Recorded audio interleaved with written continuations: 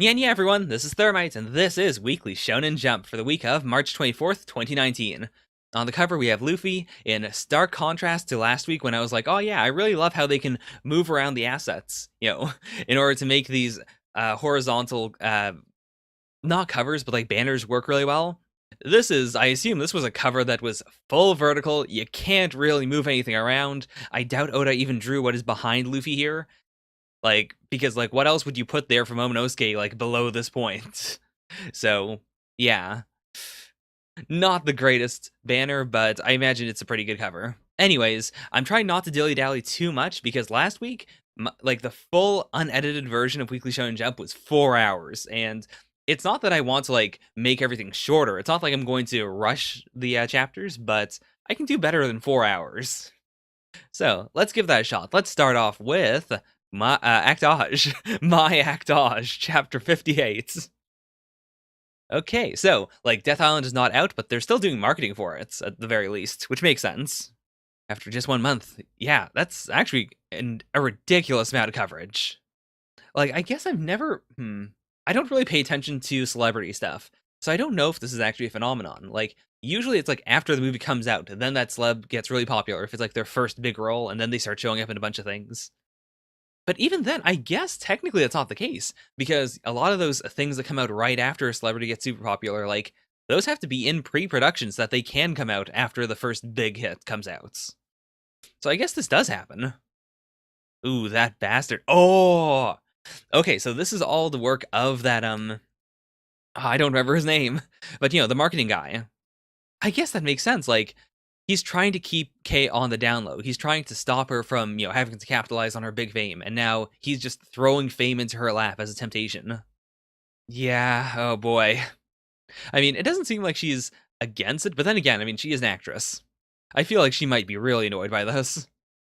Oh my gosh, I just realized. They're trying to do that shot, we saw a in one of the flashbacks, we saw his view of her, sitting next to her, that very lonely silhouette, and now he definitely can't do that.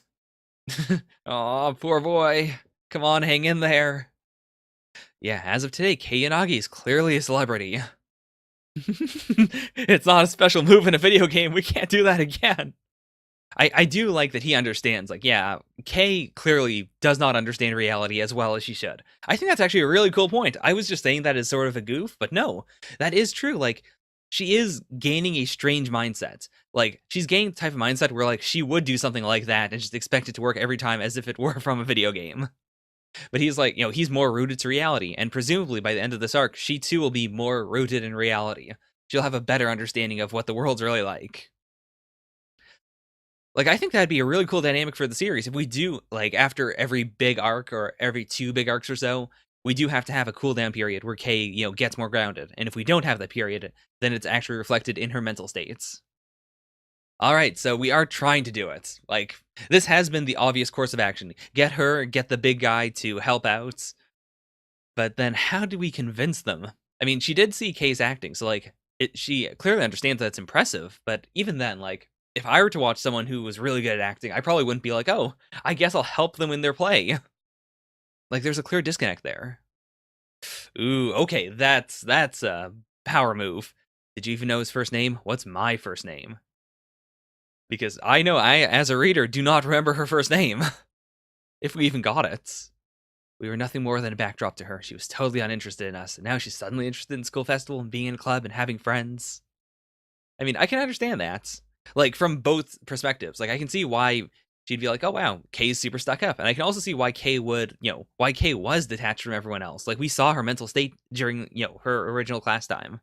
And now we can understand that, yeah, even though that was what she was like, she still genuinely does want to make human connections. Okay, tiny bit of progress. Not enormous, but that's the thing, if I were in Kay's situation here, I genuinely don't know how I would sway other people to help me with my acting. Especially 2 people who, for all intents and purposes, don't care. They're not connected to the group in any other way apart from, just hanging out in the space that they have. I genuinely don't know how you would pull someone in. I've never done that. I've only ever like been in a group with someone else who either wanted to be in the group or had no choice but to be in the group, like, for school projects and stuff. I've never like had to drag someone in who genuinely didn't want to be there. Like, in the worst case scenarios, even in schoolwork, I've always been able to say like, okay, well, you do whatever, I don't care, I'm going to just do all the work myself if I have to. But they can't do that here. Like, they've tried and it doesn't work. Okay, that is not what I expected. I didn't think that we'd go this deep into like who she was before in a like I did expect that we would have a moment of, that's not who I am. But I figured that the point of this arc was to like just for Kay to look at the person she was and to eventually decide, that's not who I am, but it's also a part of me. Like that I need to be rooted to the way I was before while at the same time like keeping up all of the progress I've made. But this is a braver way to do it. It's a way of showing that, yeah, like, she actually was not that great of a person back then. That she has more room to grow and that she wants to grow. Like, the obvious answer is changing the script would be like, they would shoot the first early parts, like the parts that he wanted to shoot originally, but then we would do some sort of transition where she does get friends and where she does, like, want to change. And I think that would be way more compelling than just a short video of her being lonely. Like, there's more of an actual storyline. There is progression. Like, that part's the easy part. The hard part really is just getting the other two members of the film club to help out. That's the part where I have no idea what's gonna happen. So, overall, very average chapter. Not great. I'll stick it... I mean, it's always the top and the bottom anytime I do it. By the way, this is not a spoiler for Dr. Stone. I was just told that the word Machiavellian was used in this volume, so I am going to keep an eye out for it. My guess is that it's going to be in Dr. Stone, but it isn't necessarily in Dr. Stone. Okay, let's move on to Black Clover, chapter 198. The Five-Leaf Grimoire. Okay, so we're going even deeper into Asta's grimoire, which I am excited about. Like, the one big mystery that is really, like, plaguing me right now is there a demon in the grimoire? Like, we've always said that there was, and there is, that famous image of the devil within the grimoire. And, within the fifth leaf is the devil. But we don't know how accurate that truly is. It seems like, from what the devil they're fighting said, that he was the one who created the grimoire, but then did he create it and put another devil in there, like, as a servant? Or is it just, like, an aspect of himself? Is it just something altogether, like, is it not even a devil? Is it just metaphorically, like, he is the devil that created the grimoire, but there really isn't any actual devil in there? Like, we've seen the devil, but that could just be, energy or some sort of projection or, it could be any number of things. Oh, okay, they did some damage. To be fair, magic does use up some of your stamina.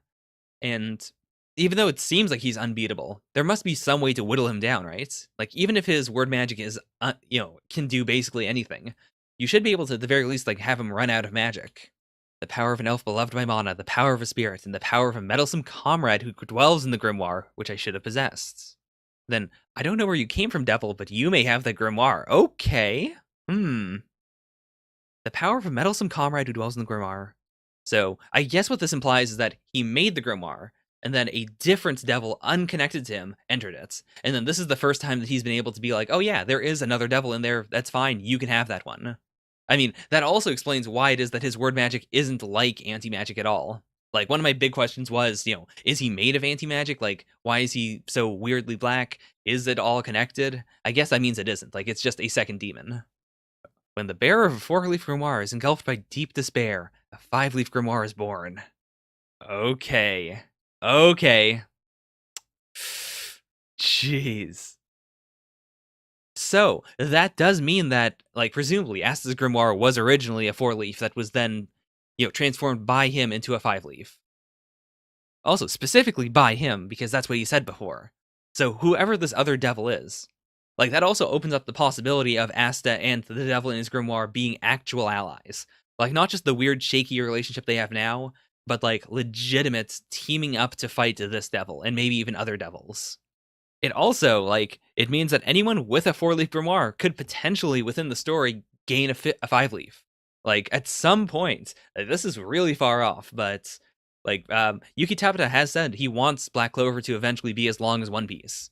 So I could see, like, way down the line, eventually gaining a 5-leaf grimoire, whether it is like, he's being taken over or he pulls a Sasuke or something along that line. But I guess that means that anyone with a 4-leaf could then be a potential devil or be possessed by a devil. 500 years ago, I did manage to create a Grimoire of Despair. At the very end, though, I met resistance. Okay. Okay, so that's what it was. It wasn't them becoming devils when the reincarnation magic, made them go berserk. It was just him, slipping those thoughts into the reincarnation magic. God, that design is so cool, too. Like, the fact that it's switched over from being, a 4-leaf radiating lights to now it's a 5-leaf of darkness radiating lights. Okay. So it isn't even like a transient form. It is specifically they are dark elves when they're like completely filled with malice.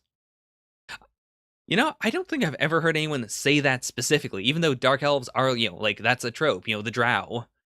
Okay, so it's also like it didn't switch over from light magic to darkness magic. It is specifically demon light magic. Okay. Okay, so it's just acting automatically, I guess. But I mean, again, we've seen Asta take care of this with his new sword, so maybe he can unpossess him. Both the destined one who houses the hybrid child of elves and humans, and the defective magicless one, who's somehow able to handle the 5-leaf grimoire we throws here. Wait, if you don't steal that body soon, you'll die here along with it. Oh, is that the idea then? Like, he wants the devil in Asta's grimoire to possess Licht. That can't happen now, though. Like, that feels extremely late game. But then again, I guess there's no reason why Asta's devil specifically would want to stay in his grimoire if that is an option. Like, if hopping over is an option. Like, I'm happy that I can cheer for Asta to break through to him, because it's not just a power of friendship thing, or it's not just a, fight from within thing. It is specifically, like, Asta has a weapon that should help the original mind, break free. Okay, next chapter hits March 31st. Oh boy, well, this was one hell of a volume. Or chapter. Sorry, I misspoke there, but man, we had a lot of big drops here. Like, it is supremely satisfying to have all these things that were just vaguely hinted at finally being revealed. Yeah, I was looking at this Reddit thing specifically pointing out all the foreshadowing in Black Clover. Or not like all of it, but just some of it. And it really makes me want to reread the entire series yet again. Because it is so well put together. Like, it's nowhere near the levels of One Piece to me. Like, even rationally, like, even within the same amount of time within the first 200 chapters, it's still not up there for me, but it is incredibly good. And I feel like a lot of the foreshadowing especially feels better than the equivalent foreshadowing in One Piece. In the sense that, like, we do get answers to questions within a reasonable amount of time. It's not just everything being sent out 500 chapters later. But at the same time, like, there is a lot of stuff that hasn't been explained. There are a lot of things that could be, picked up later in the future. It is, Black Clover is just so good. It's so well put together. I love it. Incidentally, in terms of things I don't love, if you haven't seen the new episode of Black Clover, the one with the Osamatsu-san crossover, cameo, I guess, not great. I'm not going to show you what it was. Just for, if you want to check it out yourself, you can, but it wasn't worth it. Sorry, was not worth it. I love Osamatsu-san, I love Black Clover, but oh boy. That image they put out before, like the promo image of Jess Osamatsu, like, shaking Asta's hand and they switched outfits, that was genuinely better than the actual cameo.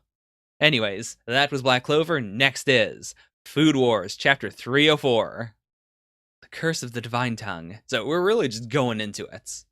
I mean, I don't know what else really needs to be explained. Like, we know basically everything now. That, I guess we just need to have it all stated. Like, that, yes, that is why, no, we even got, like, they outright did say that's why Erina's mom doesn't eat anymore. It's because, there's nothing that can truly please her. There's nothing that can truly surprise her anymore. So we are going to do the, the brothers battle before Erina can get involved. Because in that case, I feel like Soma might lose. Like, there's the obvious answer of Soma wins, and then the finale is Erina versus Soma, and no matter who wins there, it is a victory for both of them. Like, if Erina beats Soma, then that is Erina saying, like, yeah, guess what? The Divine Tongue is number one. I've grown a lot. I can finally make something that I know someone else with the Divine Tongue would be blown away by. Whereas if Soma wins, that's just showing that he is an insanely good chef. He's able to, you know, he's able to run Yukihira from here on out. But then again, if we have Erina versus Asi Saiba, that would be really cool in its own way.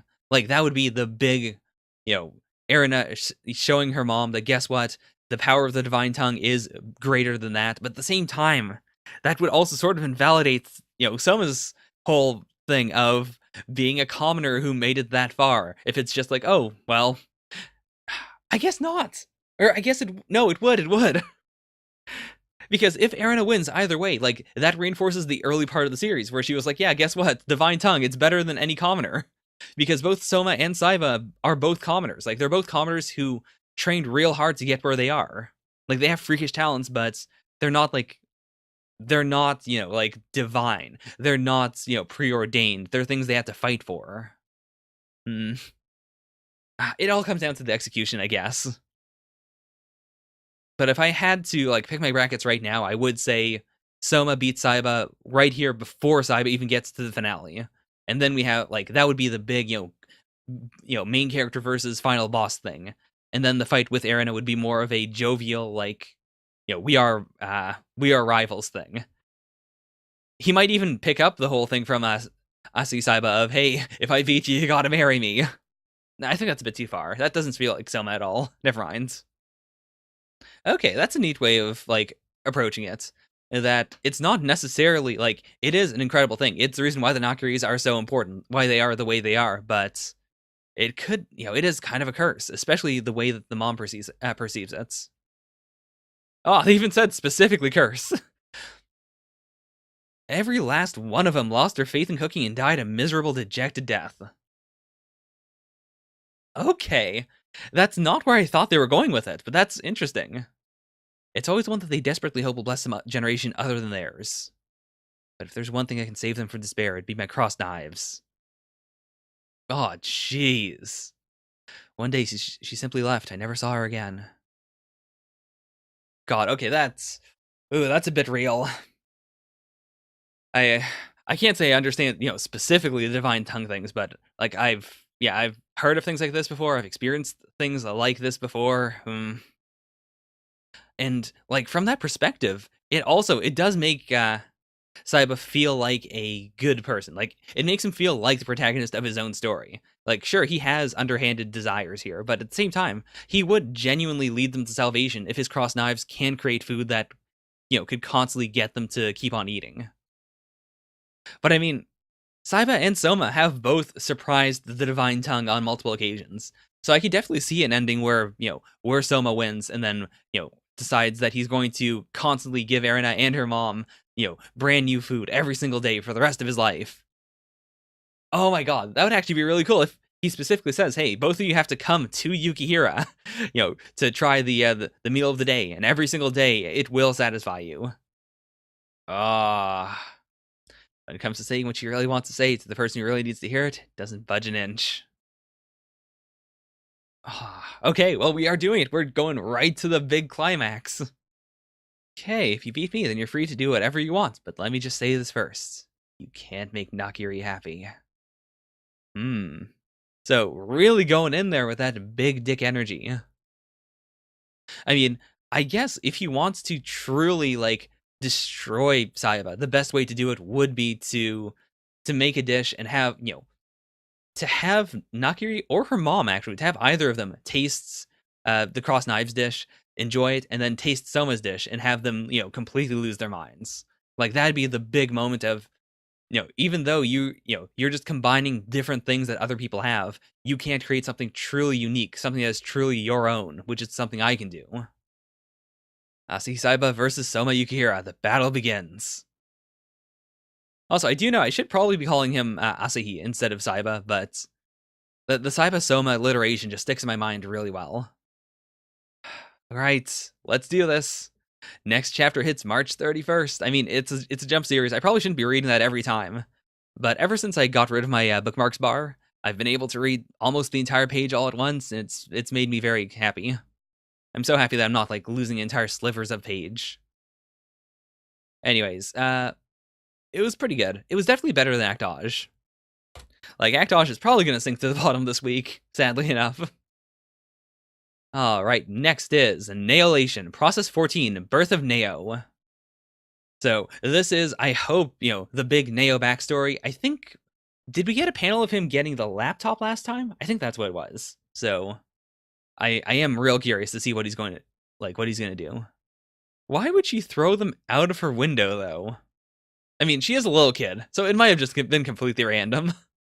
Aww. Oh boy, okay, that is condensed adorable. Also, whoever this is, I mean, either she dies because it's a flashback, or, like, we do see her in the present. But God, oh my God, she looks so adorable. Oh, Tabari's weak, so she can't go out much. That's why she's so have to have someone over. Okay, so that's why, like, she's talking so much about things that she knows, because, like, this is her little bubble of the worlds. In that case, this is so weirdly suspicious. So, did she do that just to get someone to come over and play with her? God. Okay, so this is something I've thought about before, but I haven't really ever expressed my thoughts about it. Like the fact that you do have kanji is it is more difficult to use than letters. Like letters, like the English alphabet, or just the alphabet itself, our alphabet, the alphabet that I use to write English down with. It is inherently a lot easier to use. Like, katakana is, easier than kanji. Kanji is just extremely difficult, but you can't use katakana for everything. So, there's a clear lag there, and I'm really curious to see how that affects children in Japan. Because I know there is the whole thing where even, adults have difficulty with some kanji sometimes. But, how does that affect early development? What do, early learning Japanese books, what are they like? Because I remember specifically, I'm super interested in it because when I was really young, 2, I think, I started to learn how to read, even before then, actually. My parents have the story about how once I was like, STOP in the back of the car, and they freaked out because they were like, oh no, is something bad happening to him? But it turns out I was just reading a stop sign, and they were super freaked out about that because they hadn't taught me how to read letters up to that point. Or they tried, but they had never, it wasn't clear that I knew how to read letters until then. And that's always super intrigued me because a lot of my earliest memories are of me reading, reading very simple books, board books and stuff. But it's still reading, and it seems so crazy to me to think that some people don't learn how to read until they're 6 or 7, or even later than that. 6 is where Canada says all kids should start to learn how to be literate, but that's not biology. Some kids just take a longer time than others, and it blows my mind to think of not being able to read. And it especially blows my mind to think of something like Japanese, where they have katakana, where they have, even romanji to an extent. I don't think kids learn romanji, but still. Just being able to have multiple alphabets that are used in various things that you as a child are supposed to know how to read, or things that people around you all know how to read. It's all the same language. It's not even it's not even like having English and French on billboards. It's all Japanese, but it's just different forms of Japanese. And you understand some better than others. That blows my mind. It's so weird. Okay. I don't know how this works either. Is it that they type it out in katakana and then it does an automatic conversion to kanji? I know that texting works like that sometimes. Yeah. Every time I see something in a manga where it's this is very clearly happening in, the 2000s or 2010, this specifically. Everything else they saw, Cat Island or whatever this is, these cats running around, all of that's very classic. Oh, wow, I'm learning about the outside world. But then there's this, where it's just, a YouTube channel where they got a new video game and now they're going to talk about it. That feels so bizarre to me. That, yeah, that is things that kids are learning, right now. Okay, so it is absolutely correct.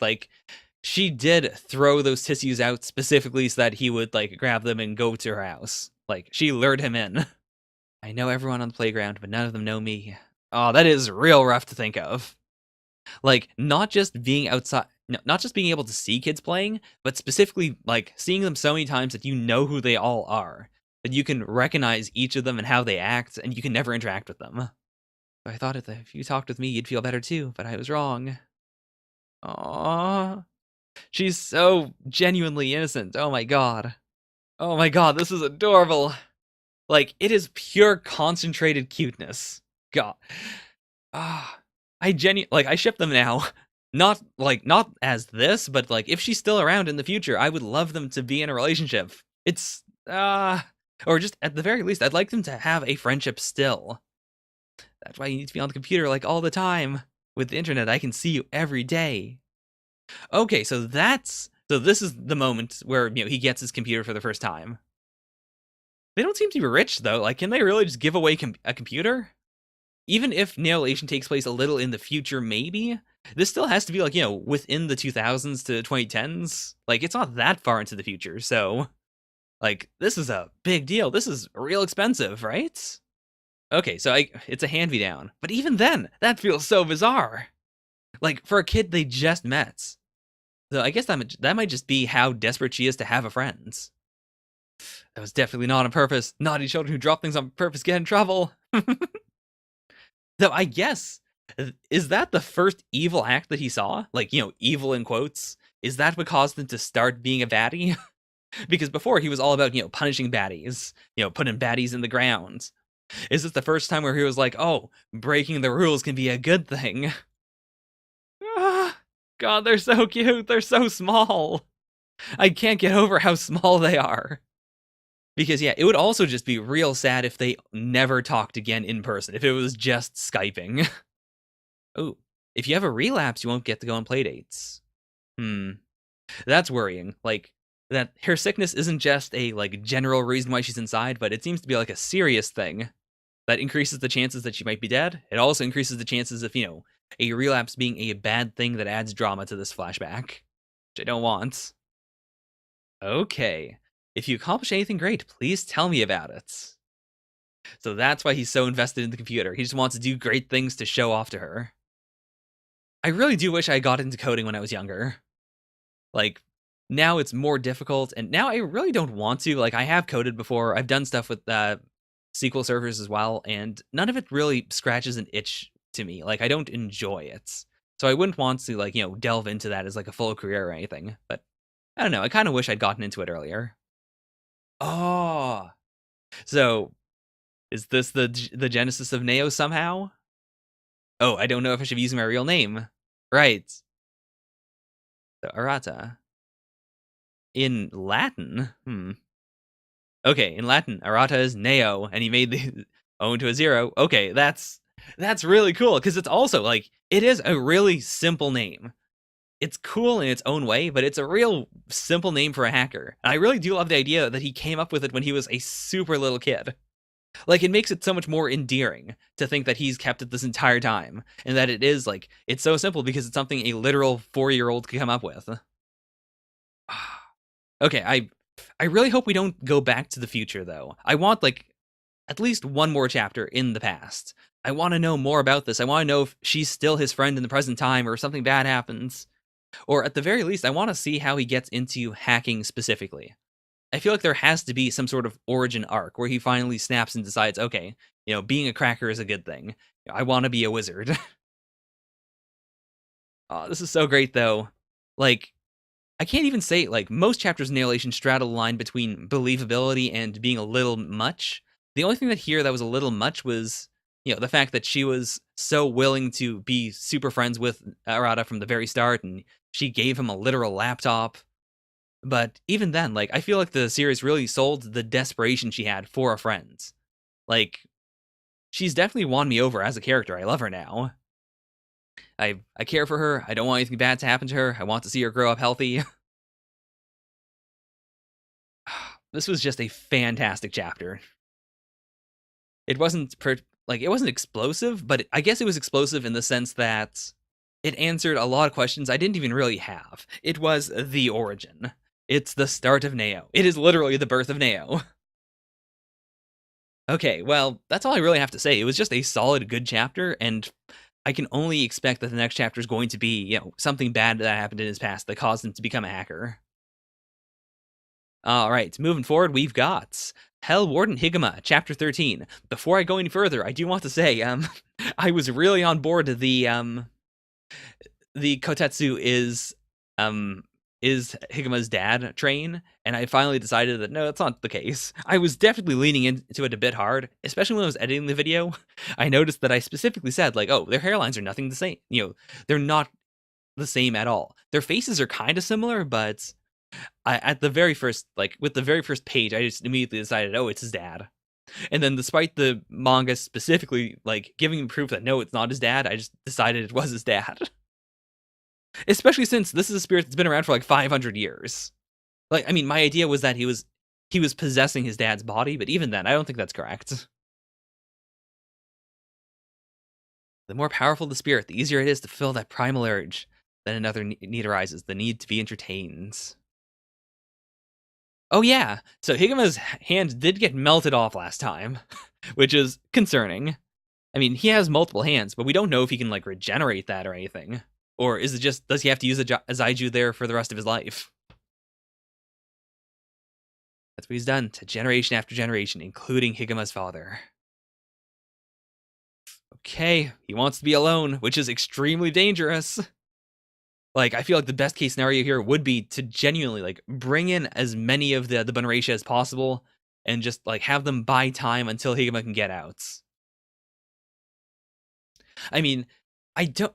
Even if this guy does try to kill Higuma, I don't think he'll succeed, or I don't think he'll go through with it. Because the whole thing is, he wants to kill each member of the family without the family line dying out.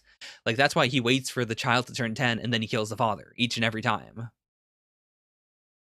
So, I could definitely see him being, like, not endgame, but I could see this being an arc where we don't end up defeating him. Where it's just, Higuma gets into serious peril, he leaves him within an inch of his life, and then he disappears.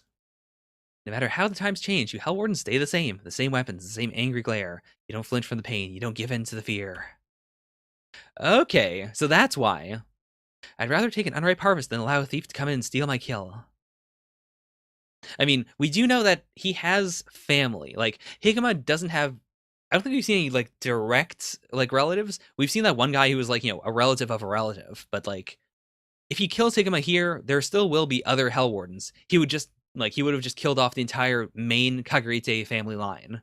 But he could still, like, kill other people with the same blood, maybe. Okay. I need to go tell Granny Usa what's happening. Oh, you know what? I just thought about it. Like, I just assumed that he only kills the fathers, but... Did he say specifically... He comes to kill the parent, and then to the orphan child he says, when your child turns 10, I'll come find you again. Just the parent, though. Not both of them? Because Granny Usa, like, assuming she is literally his grandmother, she was not killed. So, do they have some sort of, like, thing in place to hold, like, not necessarily to beat this guy, because obviously they have never beaten him, but do they have something in place to potentially just protect Higuma for a while? And Roku can't even fully say it. Oh, geez. He might not be alright. When they died, Azuma and Haruma were both much, much stronger than Higuma is now. Okay, there's gotta be some way out of this then. Because I really don't want Engetsu to die now. Like, because he's been built up so much, I really want him to be this milestone where by the time Higuma does beat him, it's like this big thing of, yes, I finally surpassed my father. I think it'd be anticlimactic if Higuma was able to genuinely defeat him here. By the way, even now at chapter 13, still not super into the Zaiju. If we just had a chapter that was just, like, showing all the Zaiju in sequence, I might be more into it, but as of right now, like, I don't get excited when I see any of them. It's just, oh, I guess that is a thing he can do that we either haven't seen before, or we've seen it before, but it never really made an impact on me. Like, if you told me to list off the Zaiju, I probably wouldn't be able to, which is bothersome. Because, like, there are other series that have done stuff like that, where they have, like, 20 or even 30 things that the main character can do, and the big appeal of it is, hey, I've 26 secret abilities that I can use, and you as an audience member can learn all of them. Like, I suppose if I tried to apply myself, I could learn all of Higuma's, but it bothers me that the series doesn't make it easy for me to learn all of them. Oh, soon those needles of molten copper will reach your heart. Okay. So I thought maybe he was just being hit again, but no, like, that's just a constant effect. That does give him, like, an actual win condition he could maybe do, though. Also, yeah, no, Ingetsu was the fox, right? Or the one who smokes, not Akagane. Akagane is this one. Sorry. I messed up the name. And he lost a foot as well, so but he learned something when he saw his dad and his aunt both die. Something that'll help him here. What could it be? I love this though. I love that he is genuinely breaking. That he does want it to end. Oh, hurt, pain, so what? Okay, he's using zero hands. He's using zero hand, but then he's also pulling out the whip from Akane's brother. Okay, I see. Oh my god, that like he's using the whip to bind the hand to his foot. That is real cool. Oh, 6 years ago. Okay, so we are going to see the flashback. All right, I am excited. I am excited. Also, I guess that means that we'll be able to see how his dad fought, and presumably he'll have completely different Zaiju than anything Higuma has, because they are just from other, escapees. Not my favorite chapter, but it was an exciting chapter. Like, I genuinely feel like Higuma could die here. I know he won't, especially because the series is called Hell Warden Higuma, but like, if it wasn't called Hell Warden Higuma, if it was just called something like, Hell Wardens or, the Hands of Hell or something, I could legitimately see Higuma dying here and then this becoming, like, transitioning over to an Akane story where Akane is the Hell Warden. I mean, that's a bit too Unjump-like for a series like this, but I do appreciate the way that they're selling the danger here of Akagane. Like, he has this genuine menace to him. The only thing I'm scared of is that he will be killed or he will be sent back to hell. If that happens in this arc, I will be disappointed. Just because, like, there's so much potential for him specifically here.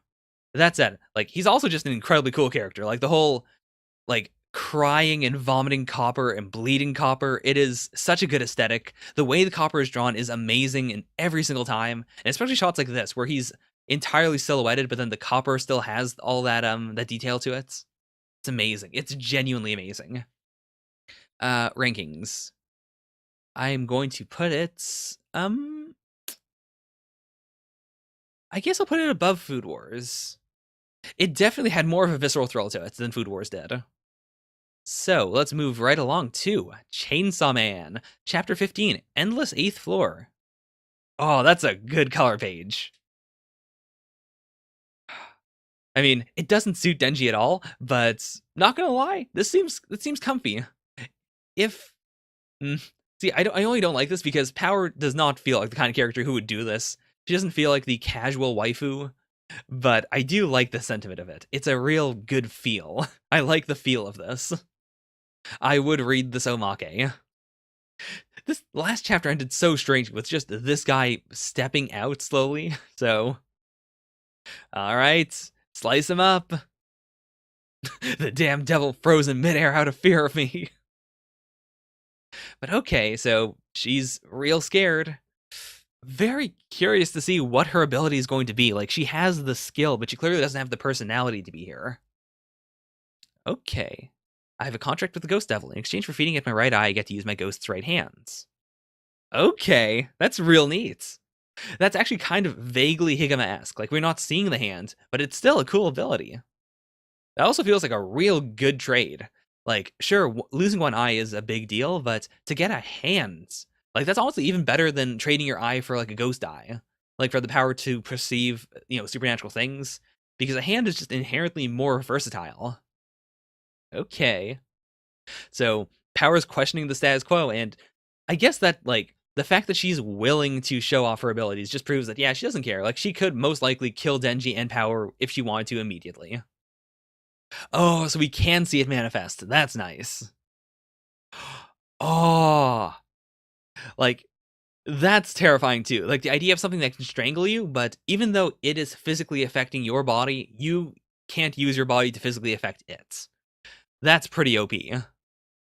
Hey, she's gonna kiss me. Don't eat her. Okay. This is the endless 8th floor, so there's got to be some sort of illusion here then. Or, I mean, easy answer would be illusion. Scary answer would be, like, literal reality warping. Of course, going down also puts him back to the 8th floor. Make double peace signs and stay completely still.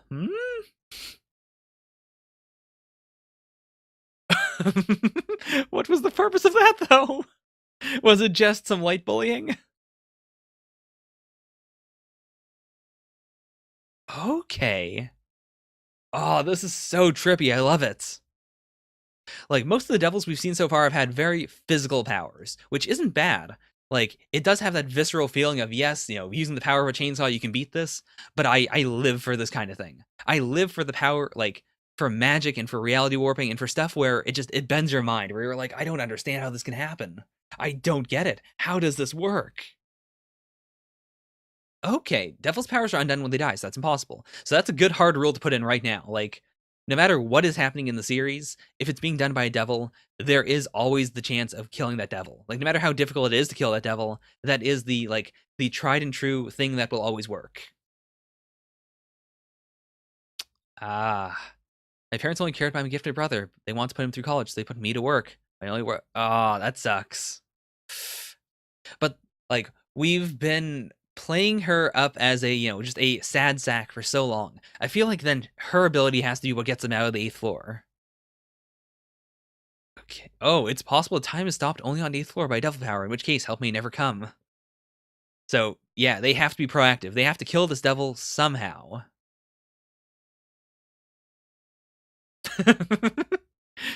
God, Denji, that is a power move. I do appreciate that though. Like, it is true.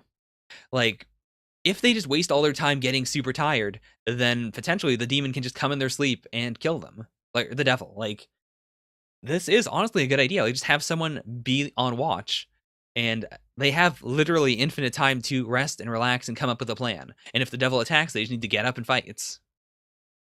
That is legitimately a good tactic. Like, that's some D&D tactics there. This chapter is not going to be ranked very high. I did enjoy it, but I didn't enjoy it that much. Like, it definitely wasn't as good as the Higuma chapter. I'd say it wasn't as good as the Food Wars chapter either. Like, it is something I appreciate every time in Jump, but the quick pace of it is very dangerous. Sometimes it really helps. It sells the action and makes it like if it's a really good chapter, then it's a really good chapter that takes place like that. It really is the Bleach effect in the sense that if a chapter is really good and happens real fast, then it just amplifies how good the chapter was because all that good stuff happened in very little time. Whereas with something like this, where it's just an chapter, it still isn't as egregious as like a chapter of Higuma, which just takes longer, which wastes more of your time, quote unquote. But it also doesn't leave as much of an impact. So we'll leave that there. Next is The Last Saiyuki, Chapter 4. The followers of chaos still exist even now. I mean, this is a reactive way to set up the series, though. Like, there's got to be some situation in which they can go out and fight. Though, actually, I guess for, like, the early part of the series, it does make sense to have it be reactive. Like, the followers of chaos will eventually find a way to lure out Kohaku or Koharu or to find her, or in some way they'll try to get to her, and then they have to protect her. He's not the kind of guy who labs, but there are no guarantees. We'll have to deal with... Oh, boy. Oh, no. Okay, so this is where Machiavellian showed up. Okay, so I guess it wasn't Dr. Stone then. I don't know if I'd call his dad Machiavellian. Like, he clearly is meant to be villainous to some extent, and he does follow the Machiavellian thing of, like, it's better to, to rule and be feared than to be, than to rule through love. Okay, just call and invite him over. So maybe they have some sort of, like, mind erasure, perhaps. He's at baseball camp for 3 days. That could be worrisome. Like, if it's that big of a deal, then if he tells other people that just, that he has a sister, maybe there'd be some way of tracking him down. Especially if they know, actually, that he lives at the shrine. Because that would lower, that'd be like, oh, there's an unknown sister at this shrine? Like, even that feels like a bit of a reach, but I could see the villains, making those leaps of logic and checking it out just to be safe. I thought when we invited someone over, there's a special spell in the house. It's a spell that keeps people away. Okay, neat. So they never have to worry about someone just walking up. It's the Hogwarts protection, where people just don't approach. Nice. That is true. Like, again, the point of this is, it's partially to protect her. It's partially also to make her love humanity. And despite what his father said, like, there is no way to make her love humanity just by loving one person. Like, that just leads to a situation where you're like, well, screw humanity. Like, if he ends up in danger, then she would trade humanity for him, potentially. That's dangerous. Like, This does remind me a little of what's happening in Act Dodge, like, in the sense that it presents this question that I don't know how to answer. Like, how do you get someone who can't experience most things to fall in love with humanity as a whole? She doesn't even know what friendship is. Oh boy. We didn't play on days that rained. We got Skull by a teacher. Okay. Like, we really are building him up as being a character. Not necessarily like a main character, but just like, a character we should know about. Shige was the only one who stayed the same as before. Shige brought normalcy back to me. It was because of Shige that I could finally accept my mom's death.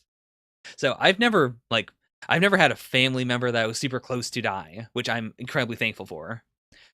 But I've understood this concept where like you are super alienated because of something, something that throws your entire world into chaos, and you're like, well, what is this? And then someone else has to like not even drag you back, but just by being there, they help you out. It's a very underappreciated part of humanity. Like, if a big theme of the Last Saiyuki is going to be like what makes you fall in love with humanity, like what are the good points of humanity, then that'd be real cool. I might be reading a bit too deep into that, but that would be a real interesting way to parallel the series. Like, the series is about her learning to love humanity, and it's also about us as the readers learning how to appreciate humanity. Like, inherently, just by her very existence, she opens up people's mo. I mean, it's like making friends with anyone who has, big problems, like someone who has abusive parents, or someone who, just like anyone who has a lot of trouble around them. Like, that doesn't mean you shouldn't be their friend. It just means that it's more difficult. And depending on what your life is like, you might not be able to afford to make friends with them. You might not be able to risk that personal danger, or that personal upheaval in your life. But at the same time, like, there are people out there that will want to be your friends. You just have to let them in, right? You have a weird ability, but there's no one who doesn't cause others trouble. And even though it was painful for you, you still helped me out of the storeroom. Okay, that's good. That's good. I love that. Like, I really appreciate the way they're developing this relationship. It really does feel like, as alienated as she is, like, he was, like, not that he was the correct choice, but, like, he is going to help her see the good in the world. Wait, Shige came with his mom. I mean, they did invite him over, but... Okay? What is that facial expression? The belief that someone's impossible, this ignorance has let humans seal this truth in the box like a monstrous egg. But why? What happened? I mean, it might not have anything to do with her specifically, or it might be like, no, because he never said anything specifically about her that would cause this to happen. It might just be like a normal thing. Like, it might just be, he went to camp and someone told him a scary story, and that's what's causing his mode to nearly break open. At the camp, there's this new kid. Oh, is it the one from last chapter? He seems like an adult. Sometimes he's like a kid, but he's really friendly. He got along with everyone. Then I got scared because it started to seem so real. I couldn't stop listening, though. If I tell you the details, it really feels like something's going to appear. Okay. Oh, I love this.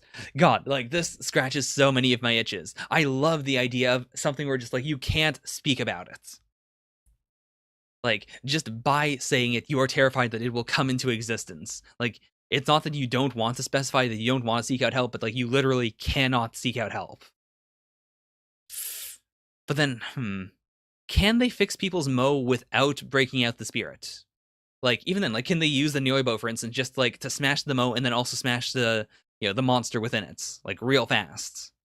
Okay, you might be nervous being by yourself for a little while, but there's nothing to be scared of, because in this universe, there are no such things as monsters. This also means that, like, if they manifest it, if he sees it, that's going to make it much more powerful. Like, if they can stealthily destroy it, that is the utmost, like, that is the best case scenario. And he'll just go like, oh, wait a minute, why am I so scared? I don't get it. What just happened? Okay, in order to exterminate a fear that's grown that big, we have to make it materialize before we can take it down. So Goharu. Okay. Oh, I love this. I like this.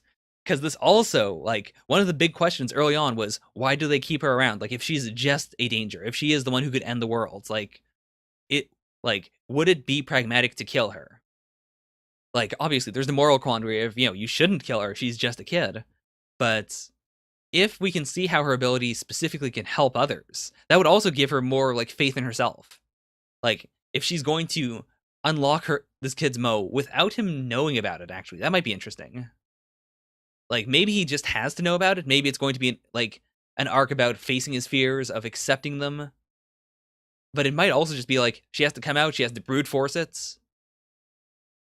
I feel like it's got to be, like, his Mo will just stay open and, he'll be exposed to the masquerade, maybe?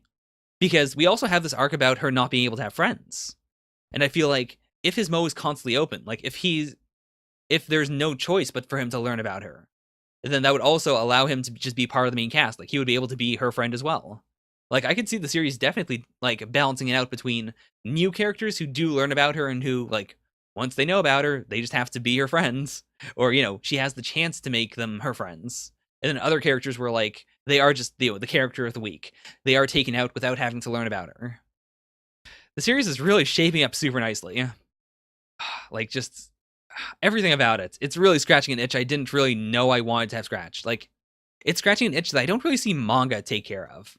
I feel like this whole idea of stuff you can't talk about because, like, on a metatextual level, just talking about it makes it exist.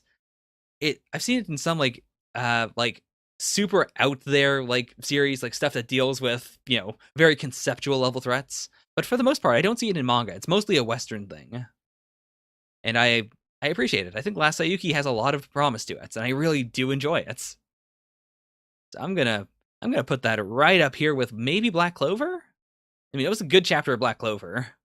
Definitely better than Higuma. Was it better than lation? It had a similar vibe to the lation chapter in a way. Like, they both had that very, hanging out with a friend / hanging out with someone who is sickly and showing them the world is a good place. Very similar vibes. I will put it right below Black Clover. So, one more thing in the pre-recorded segments, that is Yui Kamio, Let's Loose, Chapter 3. Okay, so last chapter, I kind of... It seems like we're continuing right off from last chapter. Wait, what? This chain is the golden fillet that Sanzo Hoshi used to bind Son Goku. So, there's also a Saiyuki reference in Yui Kamio. Also, are we just vaguely saying that, yes, I guess, the tale of Saiyuki happened in the world of Yui Kamio? That's a power move. Especially because it is sort of a vaguely rom-com-esque series. Though, to be fair, another series that did something kind of like this is Kaguya, like, Kaguya-sama, but even then, like, Kaguya-sama is not a supernatural series, it's just like a weird lore thing, whereas this is clearly, like, tied into her split personalities. I have 12 spares, I'll give you 6. Wait, what? How do you have so many of those? How many times did Son Goku need to be bound? It's the power of love. By the way, the streetwear that he's been wearing every single week, it's I love it. I love it. I think this is a Gucci shirt, right? Like, he's been wearing a bit of Gucci. I don't recognize this specifically though, but it looks like a Gucci design. Like, it's very elaborate and over the top. If anyone knows, like, if anyone recognizes this just off of sight, let me know. Okay, chapter 3, a sparkly visitor. Sparkly? A new character, perhaps?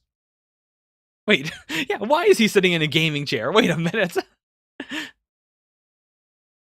Oh my gosh, I love that. I love that this background character is, like, they are visibly staring at his chair before this comes up. That's awesome.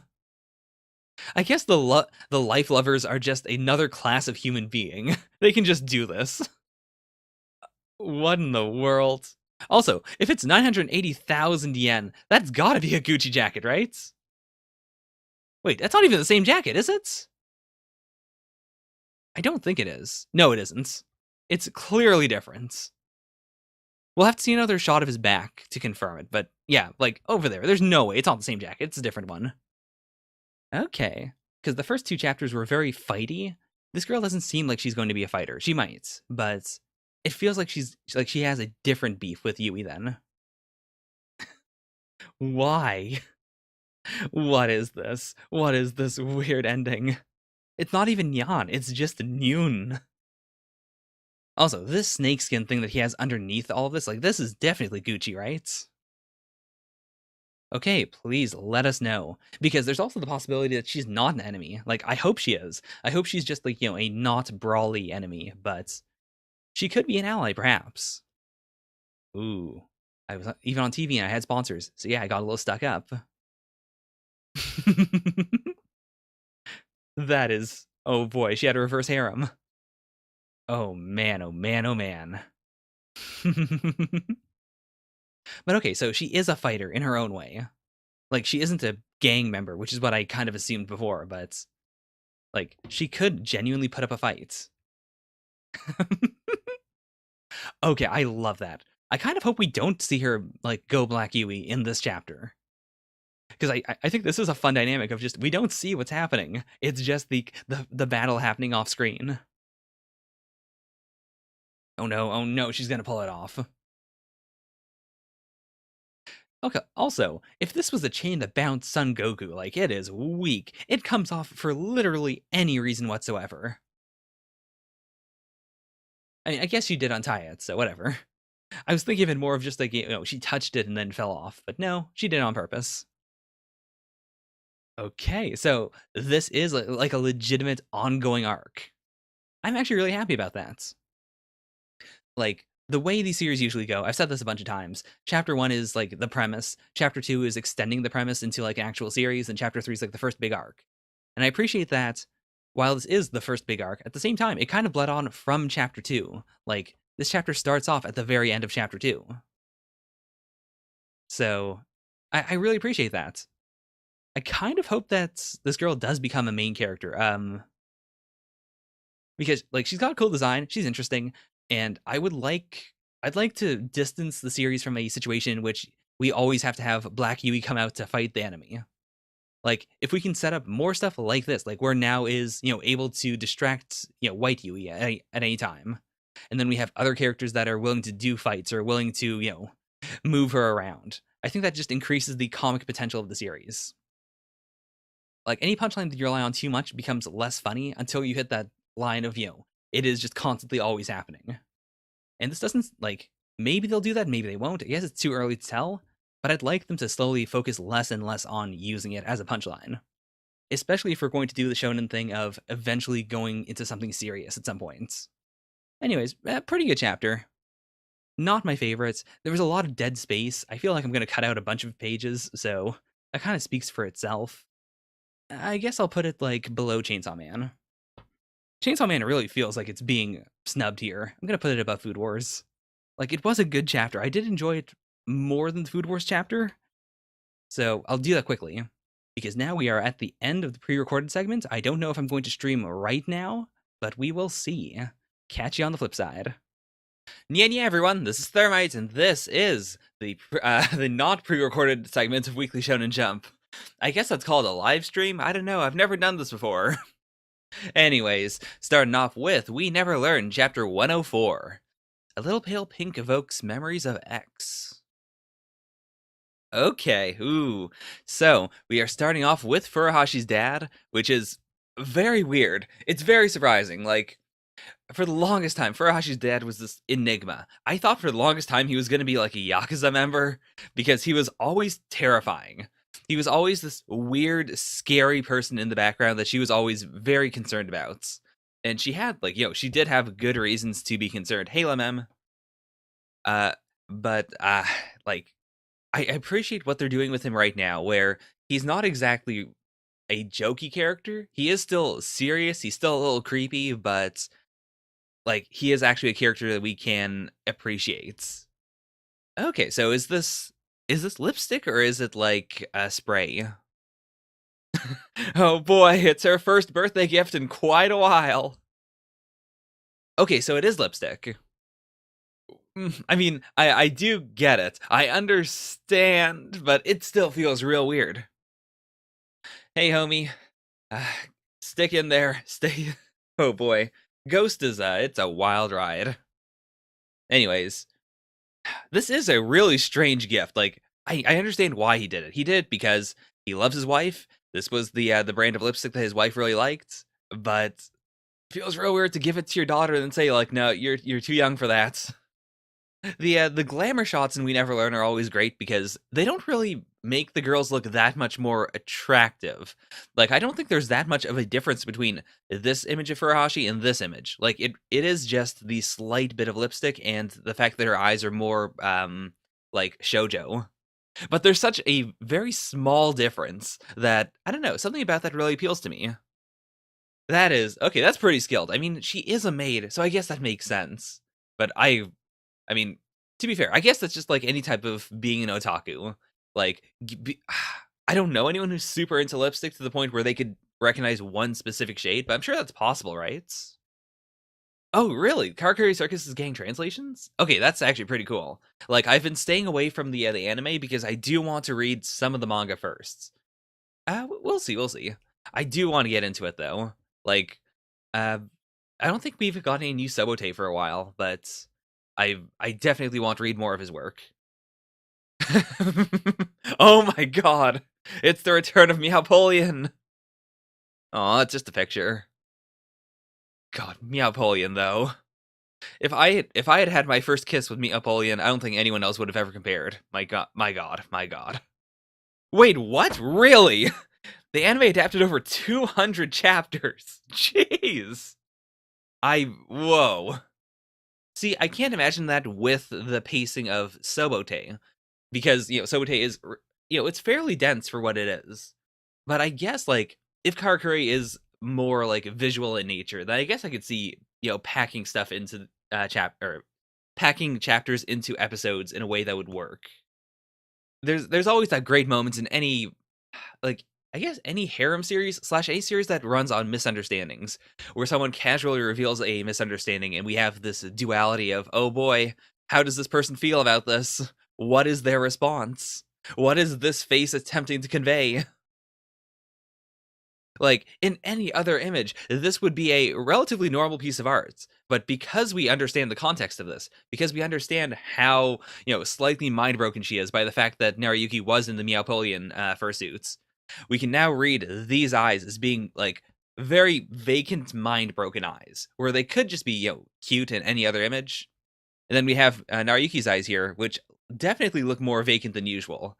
Like, he definitely understands that something is not correct here. Ooh, okay, woo, homie, that is okay, that's worrisome. Oh boy. Okay, well, I guess I'm not watching the anime then. Oh yeah, she is just outright screaming, isn't she? I guess this does bring up the question of, what counts as a first kiss? Is it okay if it's, if there's a layer of cloth there? Is it okay if you didn't realize who it was? I mean, I guess it is complicated by the fact that she is, she at the very least has a crush on Naruyuki, if even if it isn't true love. As such, like, I get it. I get why this is problematic for her. I can't look at it from like an objective viewpoint and say, like, oh, well, on the scale of what does and does not count as a kiss, this definitely doesn't count as a kiss because it is subjective. But then how is she going to resolve this? Like, is she going to bring it to his attention, or is she going to just burn deep in her heart that, oh yeah, I do know, I know what you know now. I didn't know she was wearing a new lipstick, and she's peeved about it. Is that correct, Master Furuhashi? Oh boy, okay, so I guess that's our third layer on this pile of misunderstandings. So close. I mean, I've never done that before, but I have to imagine complimenting a girl on her lipstick right after she takes off the lipstick is probably dangerous, right? That feels like a risky move. Oh no, it's the dreaded misunderstanding brackets. I didn't. I just never found the right moment. I mean, I wasn't sure how to react. I mean, it was really neat. Oh boy. The phrasing here. I mean, there's always the question of, is this the way it's phrased in the Japanese, or is this like an awkward translation? I feel like Japanese in general does seem to have more ambiguities than English, or more opportunities for ambiguities. But at the same time, like, based on the way she's reacting, I have to imagine it was really neat is meant to sound real awkward. Like, it's not meant to be something you would say in response to a kiss. Hey, Damage. Misunderstandings are the lifeblood of any good series where characters can't communicate. Not right now, but eventually I do kind of want to do a which series in Jump is which Kamen Rider, and in which case I would say We Never Learn is probably Faiz, because Faiz has a lot of misunderstandings. And I feel like We Never Learn definitely runs on them. I don't know if I would call Fies a rom-com, though. That feels like a bit of a stretch. I mean, at the very least, he is empathizing with her, even if he does not understand what is happening here. Honestly, I didn't really get it before, but I see now that it was important to you. I don't want you to think it didn't matter, so can I start over and do it properly this time? Okay. I mean, wait, what is he saying, though? Like, is he saying, put on your lipstick again and then I'll compliment it? My Hero Academia, it's definitely Fourze. Like, Fourze is the most shonen thing, like, of all writers. I feel like it is definitely the most typically shonen. And I don't think anything fits better than MHA, for sure. I honestly don't know if Japanese girls understand what love is. Like, even in Western fiction, I've read a lot of romantic stuff and rom-coms and whatnot in Western fiction, and this trope of I don't understand this feeling, like this actual physical feeling, that rarely ever comes up in the West. Usually it comes up in fantasy stuff and like in sci-fi things, especially. Like sci-fi romance definitely has the I don't understand, it does not compute, what is this emotion? It, is it just a cultural difference? that really is the only thing I can think of. Uh, Build with Dr. Stone would work, actually. Like, there are a few parallels there. It's not perfect, but I think it would work. I don't want to go too in-depth about this, like, during We Never Learn or, like, during the stream, but I guess this isn't too dangerous. Clearly, all Japanese girls are just rogue AI. It would explain why they get sick every time it rains, even a little. Okay, here goes. Ah, of course. Hey, wow, that lipstick looks really great on you. Oof. Like, not only is this clearly not what you wanted, but also, I feel like there's an element of, ego, I suppose, to putting lipstick on a girl and then saying, it looks great on you. Like, I guess in this specific situation, because, I mean, if you just put lipstick on a girl and then say, it looks good, that is a genuine compliment. You're usually not complimenting your own lipstick putting on skills. But if she didn't consent to it, or I mean, I guess she did consent to it. I don't know. Also, I just realized that the fact that she was puckering up for the kiss does work really well with the fact that, he's putting the lipstick on. Like, that is a perfect misunderstanding moment. Oh, okay. So, I genuinely thought we were going to end it with a punchline of, whatever.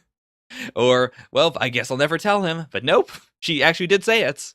Also, that's not actually the ending, is it?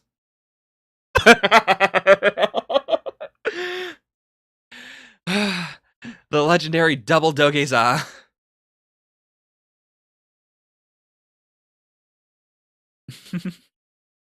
I mean, it really is neat.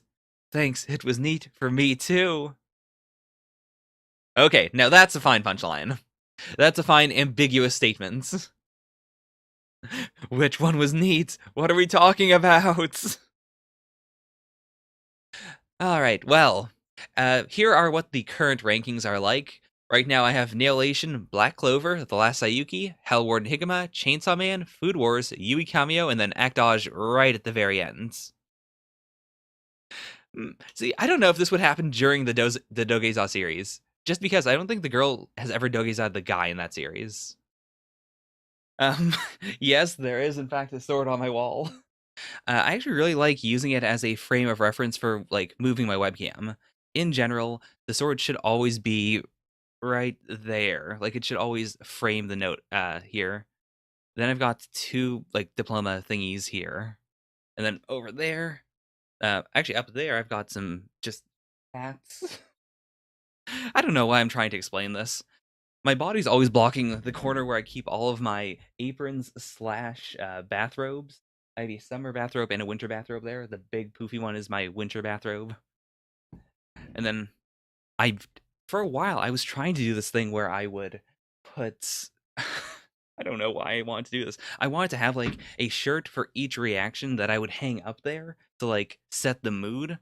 But that only works with a few series. And then I realized, like, why would I put one up there when I could just wear the shirts? So there is no special meaning to whatever happens to be hanging there.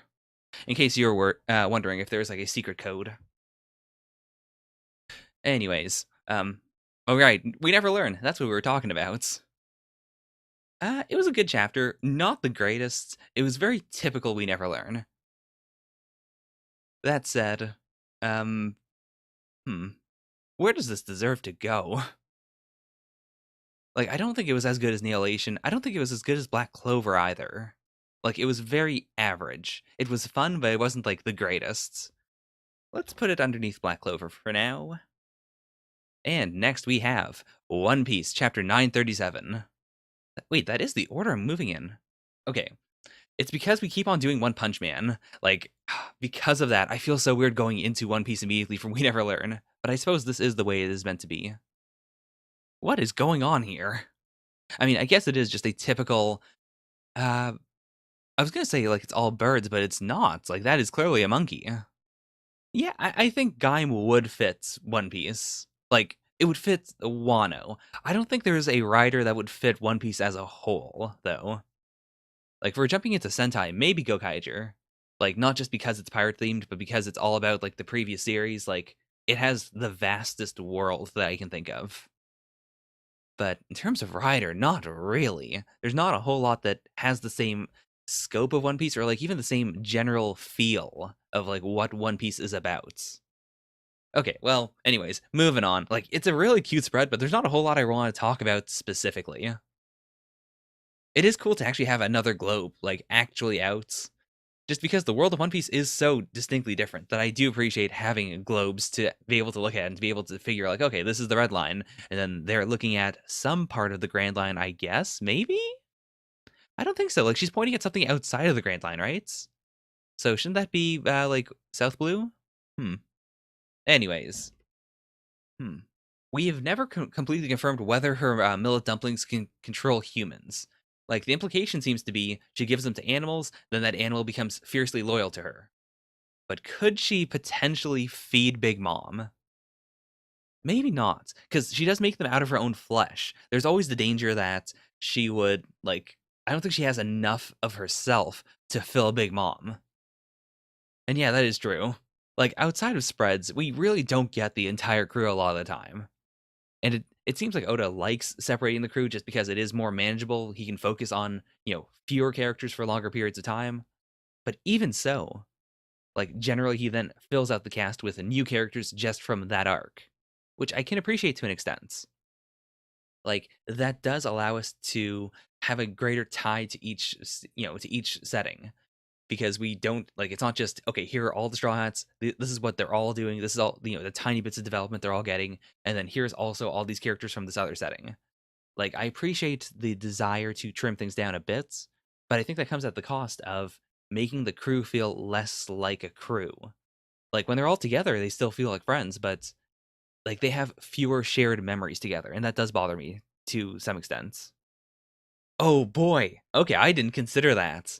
Like I was thinking of it as just like, oh yeah, she's talking about sweets. But no, she's actually doing the thing that she occasionally does, where she gets fixated on one specific thing and gets extremely hungry for it. Like if she doesn't get any Oshiruko, then she could go on like another Semla rampage. Incidentally, I think I've talked about this before, but no one really ever mentions it, so I wanted to just reconfirm it.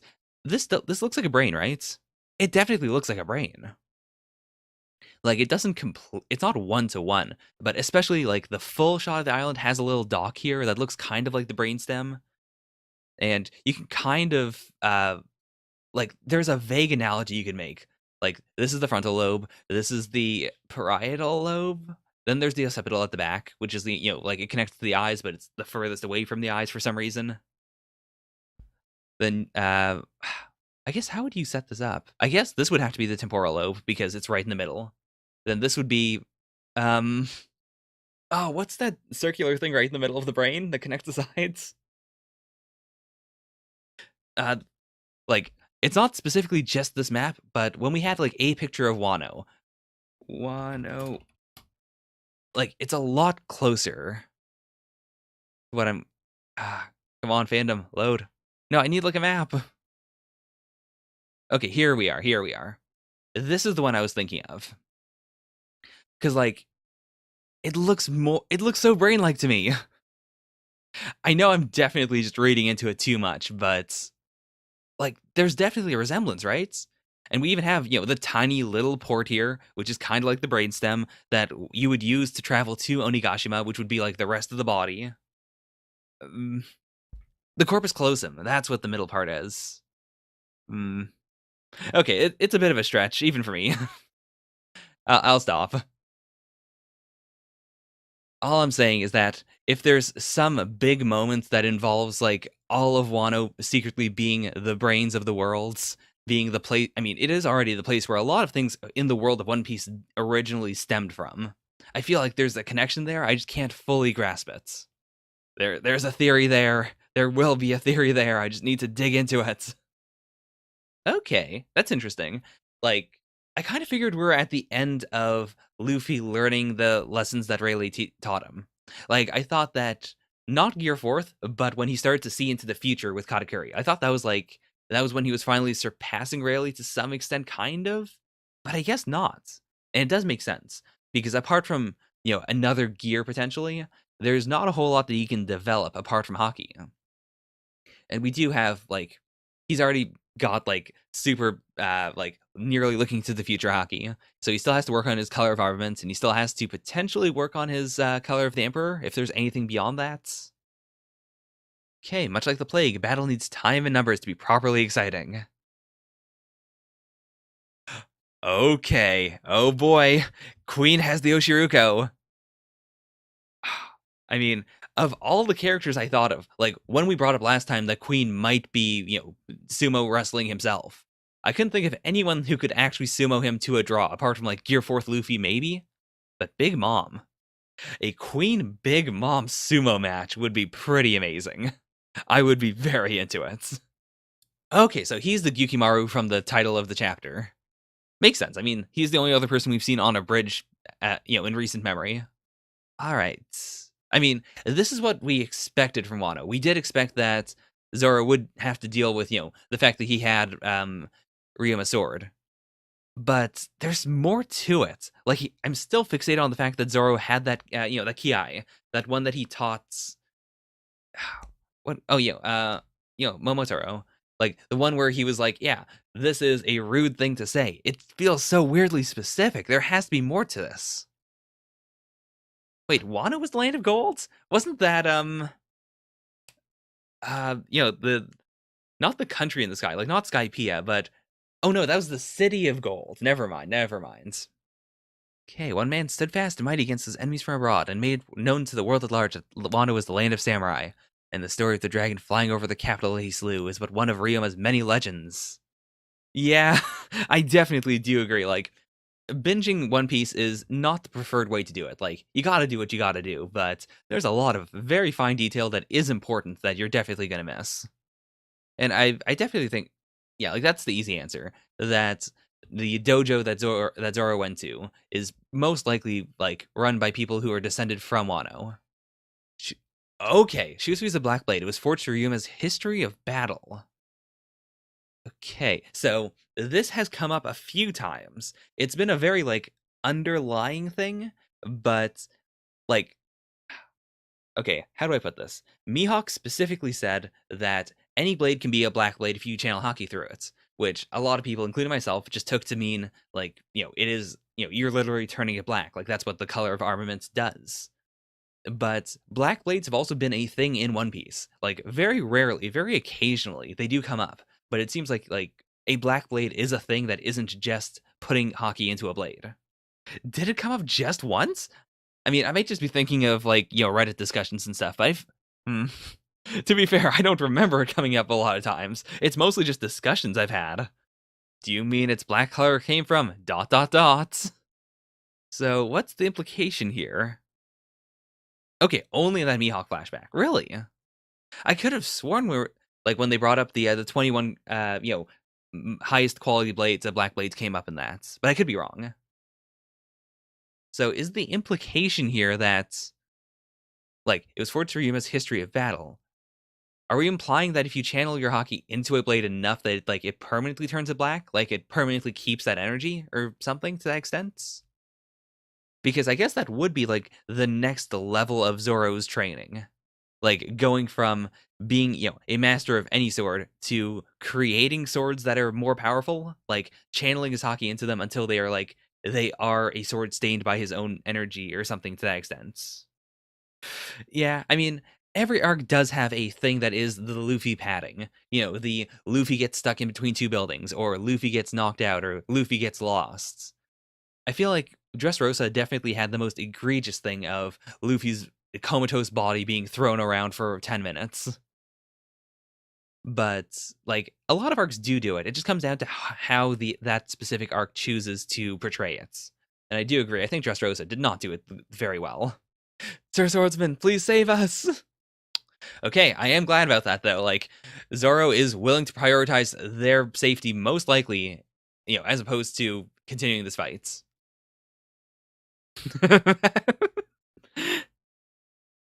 I do love like interrupted duels. That is it's a good comedic beat. I love it.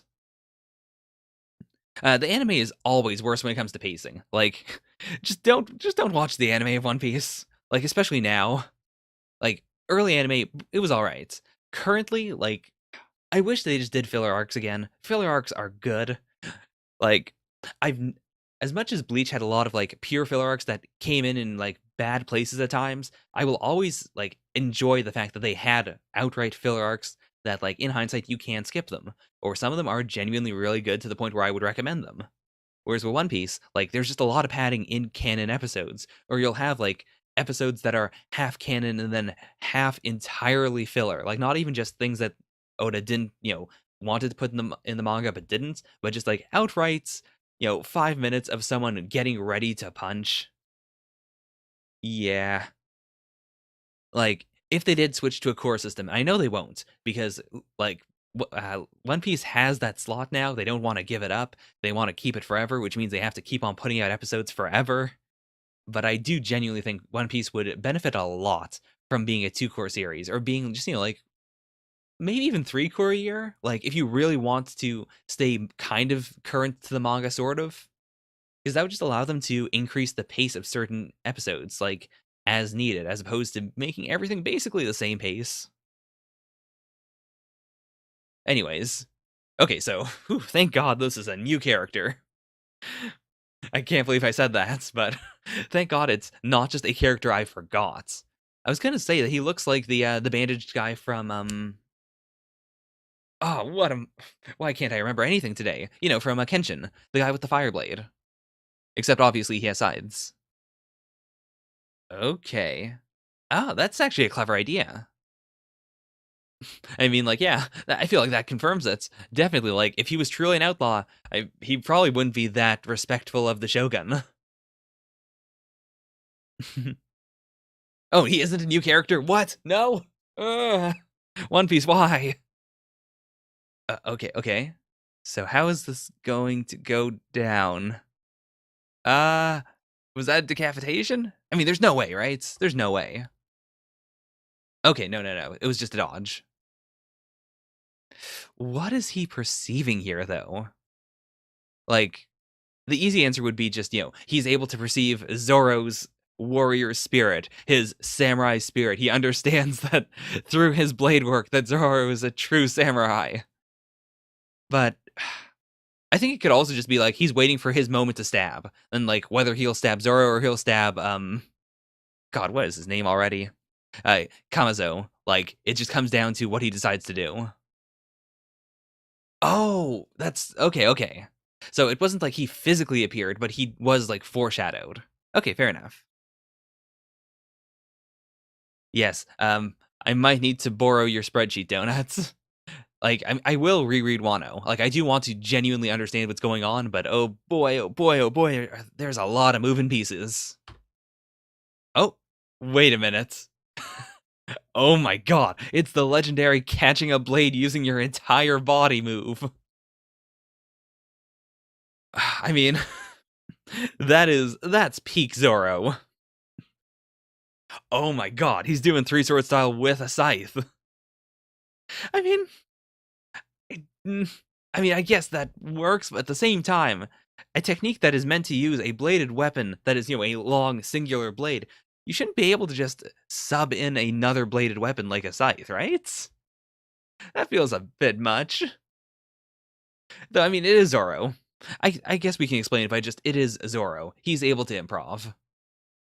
Ooh, awesome, thank you. As always, I did not pop out my chat. I popped it out yesterday, but then I decided to just, close my computer and then turn it back on and then immediately live stream as soon as I could. But I will have the spreadsheet up for next time. So this was an alright chapter. Not my favorites.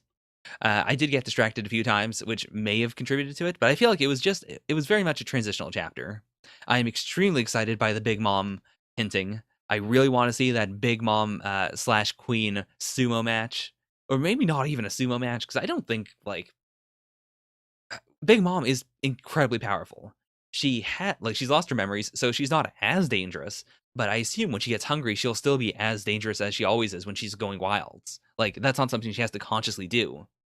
So I'd be completely fine if she just straight up eats Queen. Like if Queen starts shoveling Oshiruko into his mouth and then she just opens up wide and just swallows him whole. I'd be fine with that. But apart from that, the entire bridge battle, it's all right. It's not my favorite though. Like a lot of Zoro fights in general, I like the concept of them. I like the wide scale movements he does, and in the movies, I really appreciate his fights. But in the manga, I'm not the biggest fan of Oda's swordplay. It's not like it's bad, but I don't really see anything here that gets me super hype. That said, this is it's the samurai arc. It is the Wano arc. So I feel like we will get better sword fights going forward. Overall, pretty good chapter, kind of average. I will stick this bad boy right under. Mm, I guess realistically, it has to be above Higuma, but below the Last Saiyuki? Yeah, it is very much an okay arc so far. The main thing I'm excited about is the fact that we haven't had it confirmed, but it's been heavily implied that he's using the traditional 5-act structure of one opening act, then 3 big acts with a bunch of fights in them, and then the 5th act is real fast. So I'm mostly excited to see what that 5th act is going to be like, which is concerning considering we have 2 more acts to go through and we're in the middle of one. But yeah, I do agree. I think that Oda's swordplay is he's good at doing gimmicks. One of my favorite Zoro fights really is the fight against oh, what was his name? Was it Peko? The giant mountain guy, where Zoro had to continuously slice him in half and figure out which half had him in it, and then slice that half. It was such a big, wide scale thing. It was extremely exciting. But his sublime, his one-on-one swordplay is generally pretty lacking. I'm able to usually get over it because Zoro's style is very cool. He usually has a lot of really cool finishers. But yeah, we'll see. We'll see. I do genuinely want to get a good sword fight in Wano, preferably one that does not involve Zoro. Actually, just because inherently three sword style is very flashy. I do want to get an actual one samurai, maybe. I don't know who I'd want it to be specifically, but someone from the Resistance versus maybe Orochi or something, just having a legit sword fight or a as legit as One Piece can get sword fights. I think that'd be a cool thing to do specifically for this arc. It's not confirmed.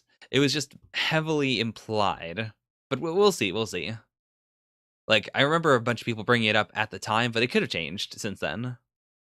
Anyways, that is One Piece. Let's move on to the Promised Neverlands.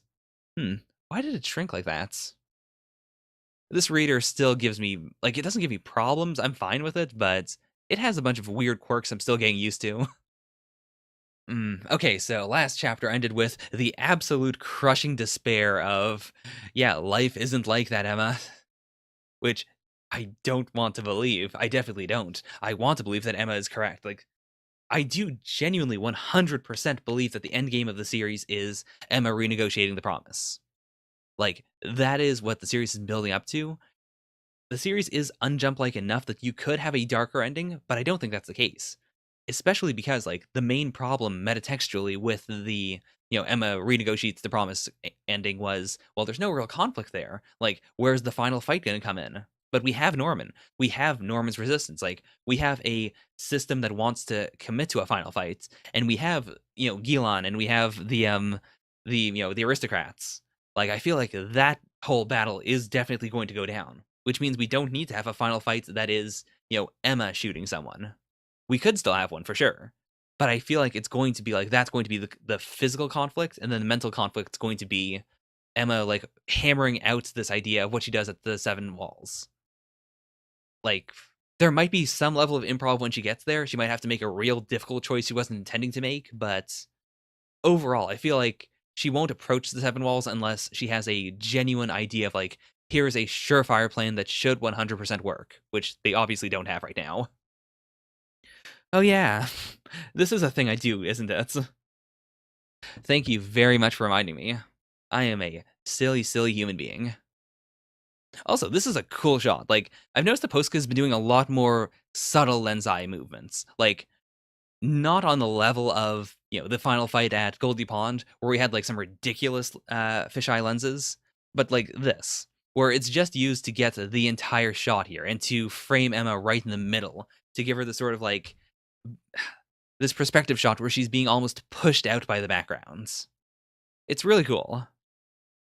All right, chapter 128. I've decided. I mean, I've been watching the anime, and the like thinking about how Norman must have thought about this. Like thinking about how Norman must have eventually built himself up to this plan of, pretending to be James Rattray, pretending to be William Minerva, and setting up this resistance so he could annihilate all the demons. It reminds me a lot of how Ray specifically became #1 on all the tests for the sole purpose of being being attractive, having an attractive brain, so that he could kill himself. Like, this feels like a much longer con, but it's in the same vein of, going through all these experiments, playing along with the game, all while having this, I guess he didn't have to have an elaborate plan at this point, but I feel like he might have. I also do like just the general contrast of this is what Norman was doing at the same time, this is what the kids were doing back at the base. Man, it's so nostalgic just to see the little bits of the background of the base again.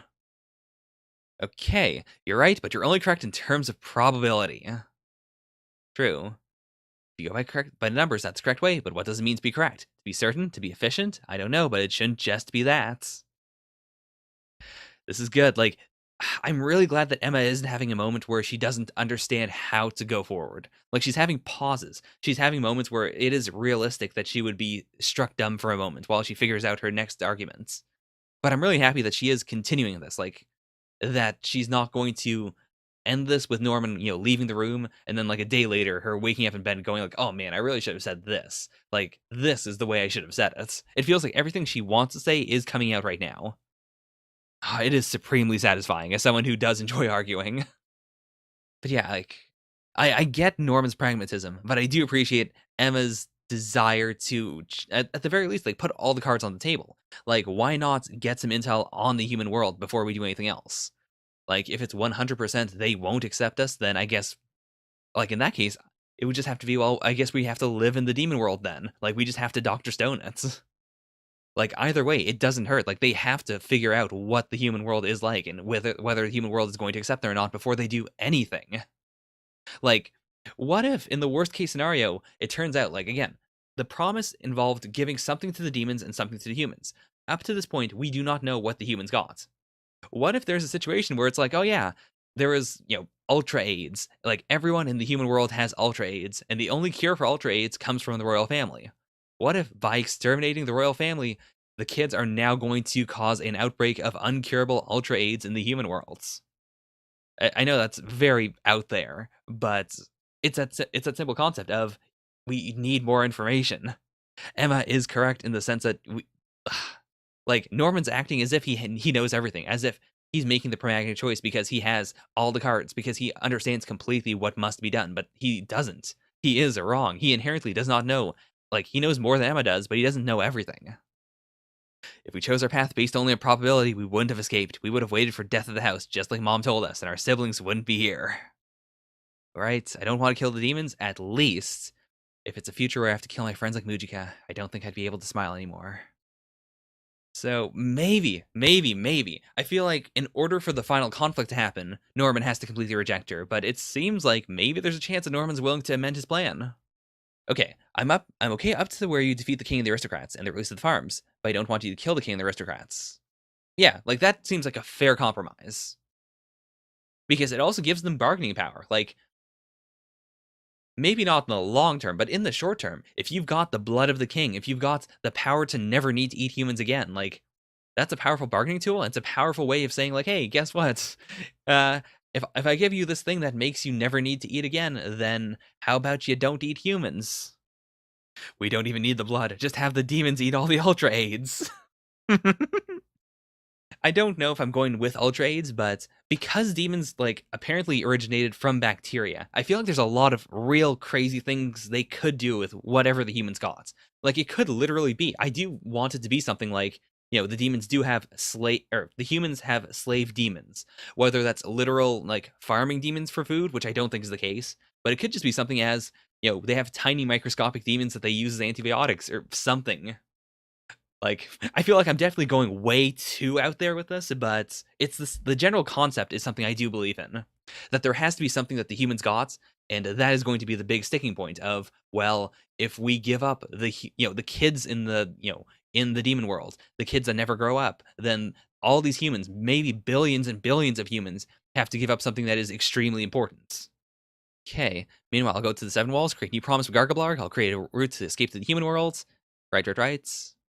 Yeah, I think that's it really is the best possible plan. I've brought this up multiple times, so I'm not going to go over it once more, but I feel like this is the most moral thing to do. There's you're still going to have your Luvises. You're still going to have your demons that wants to eat humans. Sure, like that's not going to change. But if you set it up so that the demons don't need to eat humans, then if anyone jumps the border, like they're in the minority. Other demons are going to be angry at them for disrupting the natural order. Like as long as the kids are in the right, that is the most important thing. It doesn't have to be a perfect plan, but it needs to be the most correct one. Okay. Let's assume the human world's safe to go to, but everything about the Seven Walls is uncertain. Okay. Also, it was ambiguous for a while, but I do like that we've had multiple chapters now that do confirm Gargablarg is not the Demon King. Like, Gargablarg is... We don't know what he is, but he stands above all demons. He is presumably demon god. Like, the food that is sacrificed to Gargablarg is food that even the king himself cannot eat. Oh, okay. I mean, just speaking of how Norman doesn't know everything, Emma does know how to get to the Seven Walls. She has the golden water. That's something he doesn't know about. We figured out how to get to the Seven Walls. Ah, yes. As long as the conditions are right, we can go anytime. God. I love you guys in chat. You're the best. But yeah, like, it does come down to just they don't know enough. They just need to do more research. They need to figure out, like, can they make a new promise? What does making a new promise entail? What are the constraints? What do the humans have? Like, is there a grace period or something? Will the other demons be mad about this? God, Emma. Emma really is my spirit animal. Okay, if I can make a new promise, then okay, so I think I see how this is going to go. I think Emma is going to go on an expedition. She's going to take some of the other kids with her. Maybe even some from, like, Norman's hit squad. Maybe Zazie or something. Maybe not Zazie, actually, but maybe one of the others, like Barbara. I feel like in that time, Norman's going to go through his plan anyways.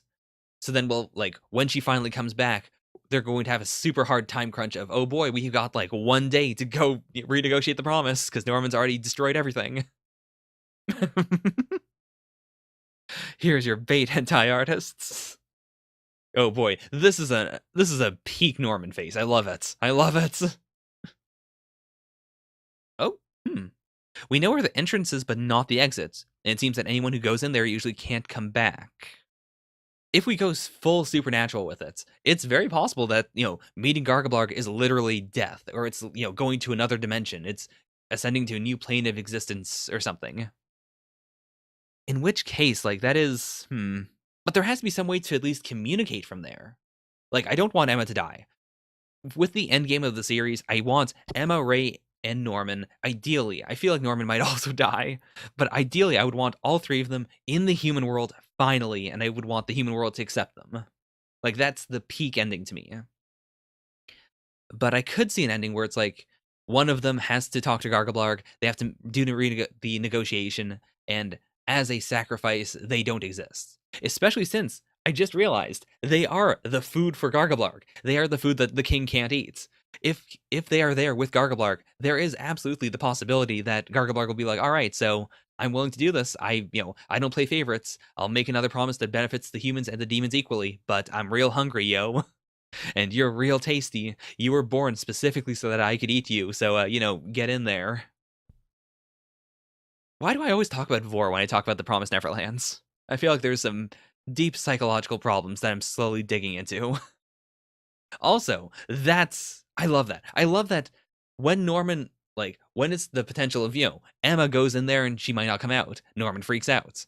But he was just talking about genociding the demons, which I understand. Like, he's already rationalized it to himself. He spent so long on this plan that, of course, it's just background noise to him. It's just like, yeah, that's just the thing we gotta do. But I love this. I love that we're not seeing him as, this cold, calculating, unfeeling person.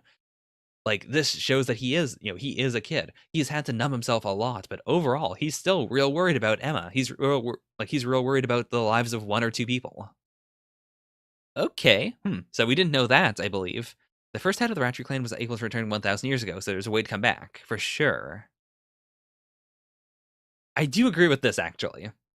Like, this is what Emma wants. It is an inherently selfish act for Emma from Norman's perspective.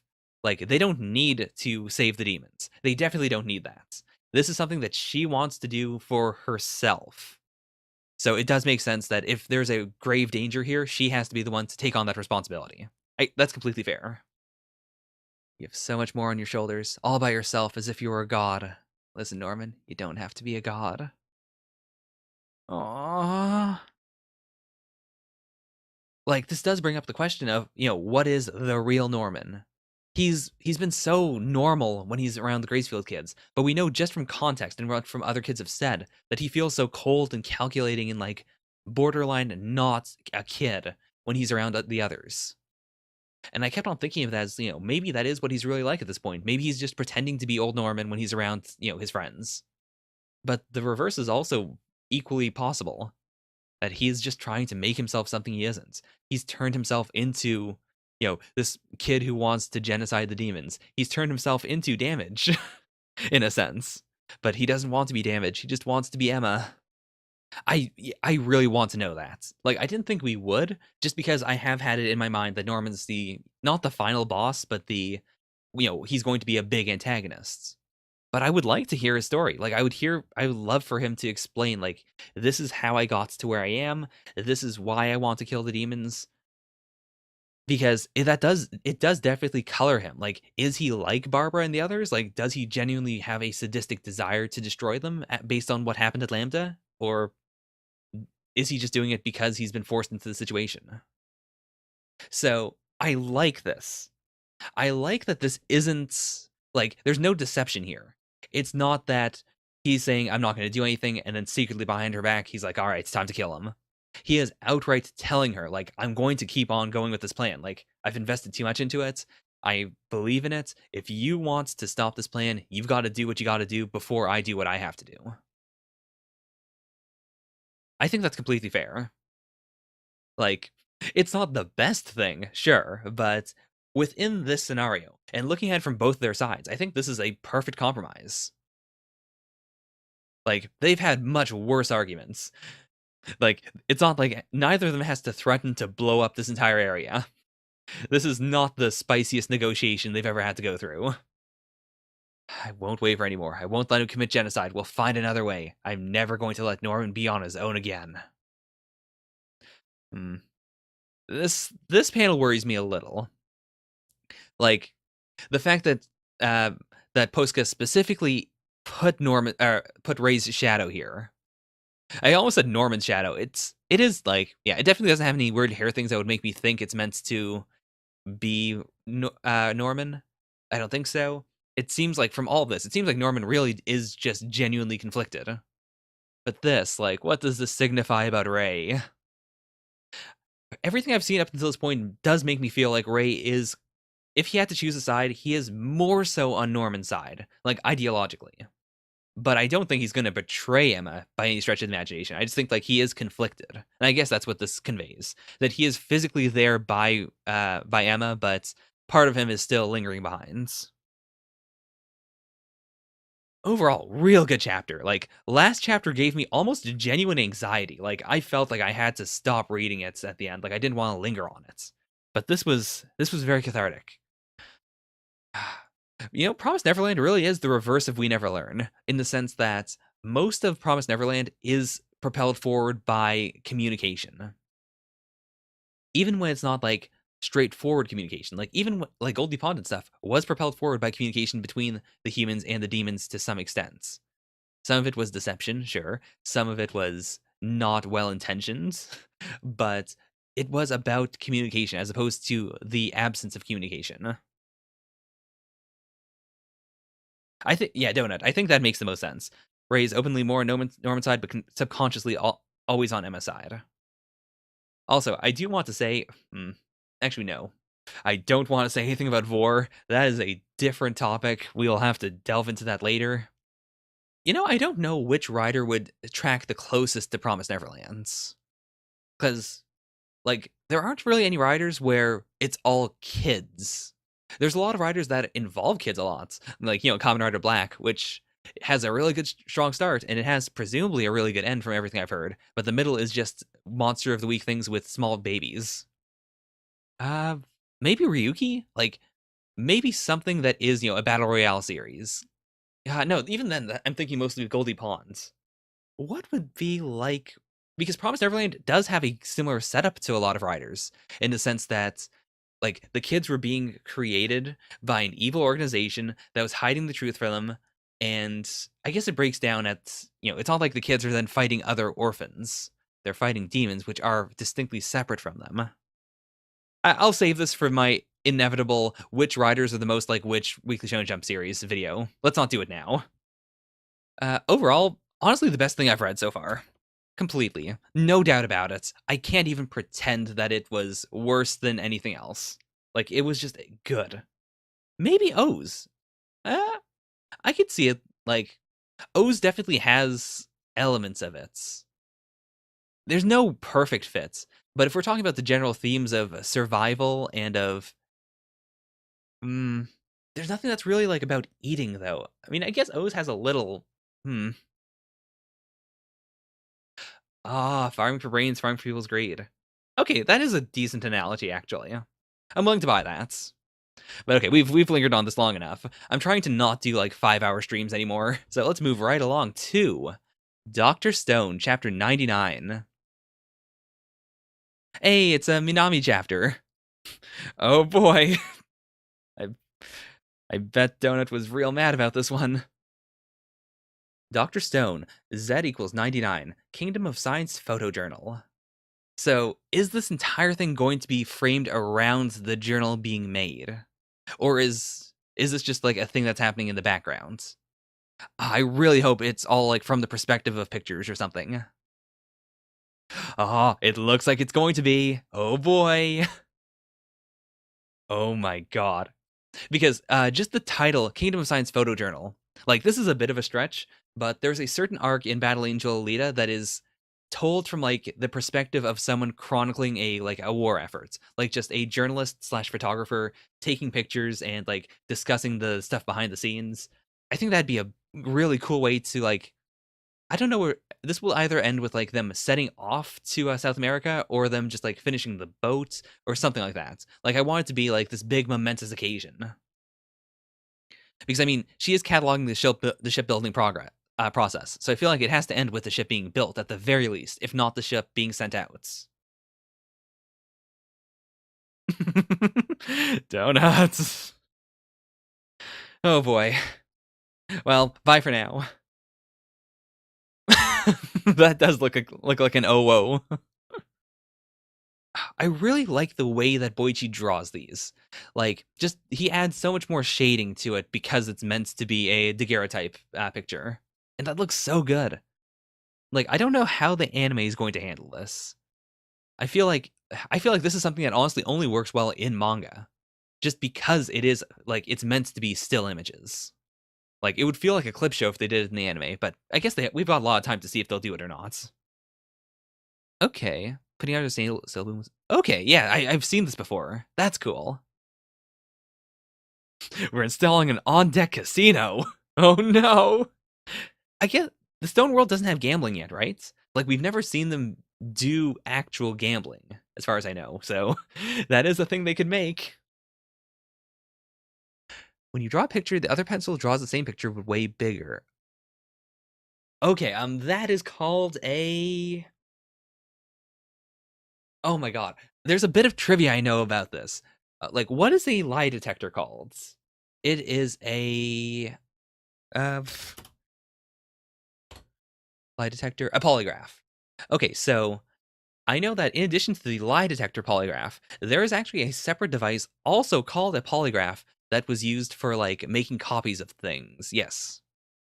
Which is it's not the same thing as what they've built here, which is a um I'm not sure what this is called. I've seen these before, but I couldn't say what they actually are. But like it uses the same process. The main thing is that with the polygraph, it can move in 3 dimensions. But like even here, you can see like it has the basic structure of it. It's just like it's got this bit that is like sideways, and this has this other bit that's top to bottom, just so it can move the pen in 3 dimensions.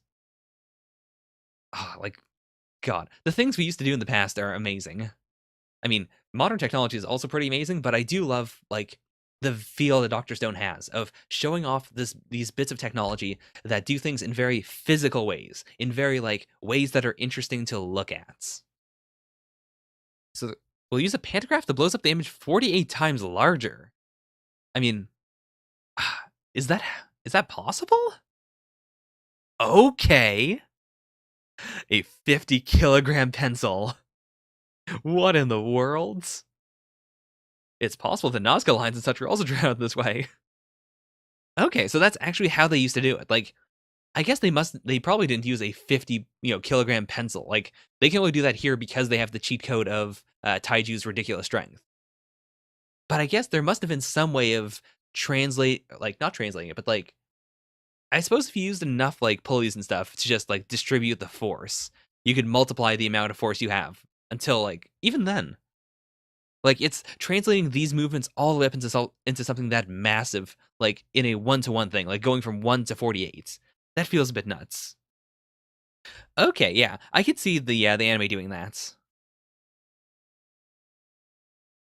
Ooh, another roadmap. Okay, let's zoom in for this one. I see the finish now. What else do we need? So they've got the pantograph, they've got the model ship that creates the hull. Blast furnace, rotary kiln equals steel, lathe plus oil, massive engine. So they have most of these things already. Like they already made the normal engine. They just need to like scale it up, I guess. But like they have a lathe already. They have a blast furnace. I guess the big problem is going to be like using the furnace they have to make like a giant panel like this. Like they can't just make a ton of small ones and then fit them together. That's going to be weaker than if it's one large thing. The pills are here one. I I don't think you need to truly understand Dr. Stone to appreciate. Like, you don't I think the science is vitally important to the series, but I feel like part of it is just the excitement of progress in general, of seeing these people be excited for what these things are.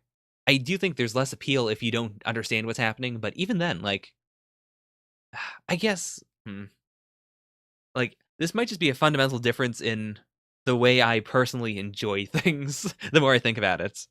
Because I do think, like, the appeal of Doctor Stone is not universal.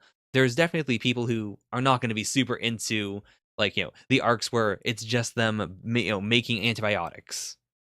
But I feel like Doctor Stone tries to balance that out with excitement, with crazy things that are just universally enjoyable. Like, people screaming or people being excited or big explosive metaphors. Like, I don't think this roadmap needs to be that appealing to you. As long as, like, what's an example of something we've already seen that would be real exciting? I think honestly, like, something like this, I think. Like, even if you don't understand the science behind it, I think that just the idea of, oh, this is how they used to do things. Like, the idea of this machine exists, you can use that to trace things, and then you can scale it up, and that's a thing people used to do in real life. Like, I think that it has this weird inherent appeal of just being mind blowing, of being like, wow, this is what the world is really like. Like, I knew about something similar to this. This wasn't me learning something new, but it still blew my mind that it is a thing that really exists. If that makes any sense. I do agree. That feels very strange to say out loud. But yeah, straight banana. I guess that also explains it. Like, just knowing that it is correct helps. Like, you don't have to fully be able to verify it yourself. As long as the concept of it is appealing in its own way, I guess. I'm not explaining this very well. Sorry. Okay, so they actually are doing winter sports. I wonder. Like, I assume when the ship's done, then like it's not going to be during the winter. So are we just gonna skim over? Like, they said how many months is this going to take? I assumed that we're going to do it in like, one season. But that's not necessarily true, especially since we are doing this photo thing. Like, this, I guess this might just be like a big time skip being done through the photos. You're moving so fast, you'll just look like a glowing ghost in the photos, Kohaku. Oh, that's true. Like a daguerreotype would be like any other like long exposure video or a picture where it takes a long time for it to like everyone has to stand still. Which means even this I assume would have to be like it would have to be just posed. Like he can't really be moving here. They had to have like staged this photo. What's a Valentine? Just something else to learn us more Dragos. That sure is how Valentine's Day started. Or I mean, that's not how it started, but that's the spirit of Valentine's Day for sure. Okay, no, it is. Because I was curious, like when they said red beans, I thought they meant like, like cocoa beans, but no, they aren't. That's real cool. So it is cheat chocolates. That's interesting. I honestly really like that. Like, there's something extremely appealing about the idea of struggling to make something very basic. Like the idea of being on a space station and having to like go through a process to make your own oxygen.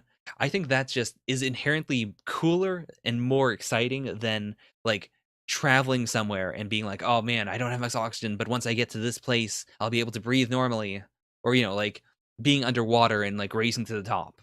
I feel like having to make something is inherently more exciting than finding something.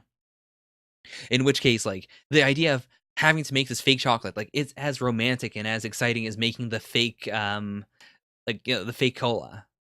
It's that idea of we had to go so far just to make this very simple treats. I mean, I'm not going to argue with you, donuts, but just like I guess I just never really like I never really got mad at Minami. It never bothered me that she was a character because she was introduced really early on as just like, oh, that sure is a person from Scossa's Empire. I did feel like her introduction as like, okay, this is how we get Risui was a bit forced, but apart from that, like, it hasn't really bothered me. She is as much a character as any of the 2-bit characters. I get what you're saying. I get that you think she's a plot device, but there are a lot of characters in Doctor Stone that do like one thing. And I feel like Minami's done enough at this point that she's as much as a character as any of the other one person characters or like one trait characters. Oh yeah, wait a minute. I guess apart from this, they haven't done or apart from these 2 pages, like this is like everything from here. It is just them goofing around, I guess. But that's not a whole lot of pictures. That said, though, like I do appreciate this. Like going back to that Alita arc, one thing I really appreciated was that feeling of not just pictures of people shooting other people, but it was that it's that homey feeling of this is the war efforts, but like this is what people are doing. This is the meals they had. This is the troops talking to one another. This is the meals we've had, the lives we've lived, the mini tiny games we've played using our meager budgets or without having to gamble anything at all, just for the sake of playing around. It's that homey feeling that you get from a collage of photos, especially like World War II photos. This year could be our last. What does she mean by this? Like, there's nothing that we've seen so far that would indicate some sort of outright doomsday. Oh, no, no, no. I think what she means is just, like, once they set off on the ship to go meet, like, first of all, just being on the ship, that ship could capsize. Like, tons of ships capsize right now every year. So it's possible anyone who gets on that ship will never see them again. It's also possible that, if they go after the Y-Man, maybe there's going to be some sort of weird traps or something. Maybe the Y-Man will kill them. You don't know. I guess that's what she means. I don't know why I jumped immediately to an apocalypse. Feel free to add your own captions too. All right, guys, feel free to hashtag these. Oh my gosh, they're so cute. I love them. Honestly, though, I would not want to do this. Like, I wouldn't want to write things on the photos. Just because, like, it's not like it's vitally important, but it doesn't feel as... I mean, I guess if you write them separately, though, you could lose them. Whereas if you write them on the photo, then it's there with the photo forever. So, never mind. I guess that is pragmatic. It's just that, like, in this world, in modern times, I'd feel weird about doing that. Aw! Oh, wow. I mean, obviously, because this is typeset, it doesn't look super cute, but I love the idea of Nikki having super cute handwriting. Like, she's not the toppest tier waifu, but I think she is honestly alright waifu material. Oh boy. Yeah, this is not exactly your usual sticker photo text. Though I think this is, again, more pragmatic than anything else. Like, if anyone needs information as to how this all happens, like, it makes sense just to write that information just on the picture. God, this looks so Mad Max. Like, we're finally entering the age of, like, giant industrial machinery. Thanks for the hashtags, guys. But yeah, better make us the strongest possible steel. We don't want a part 1 JoJo's this.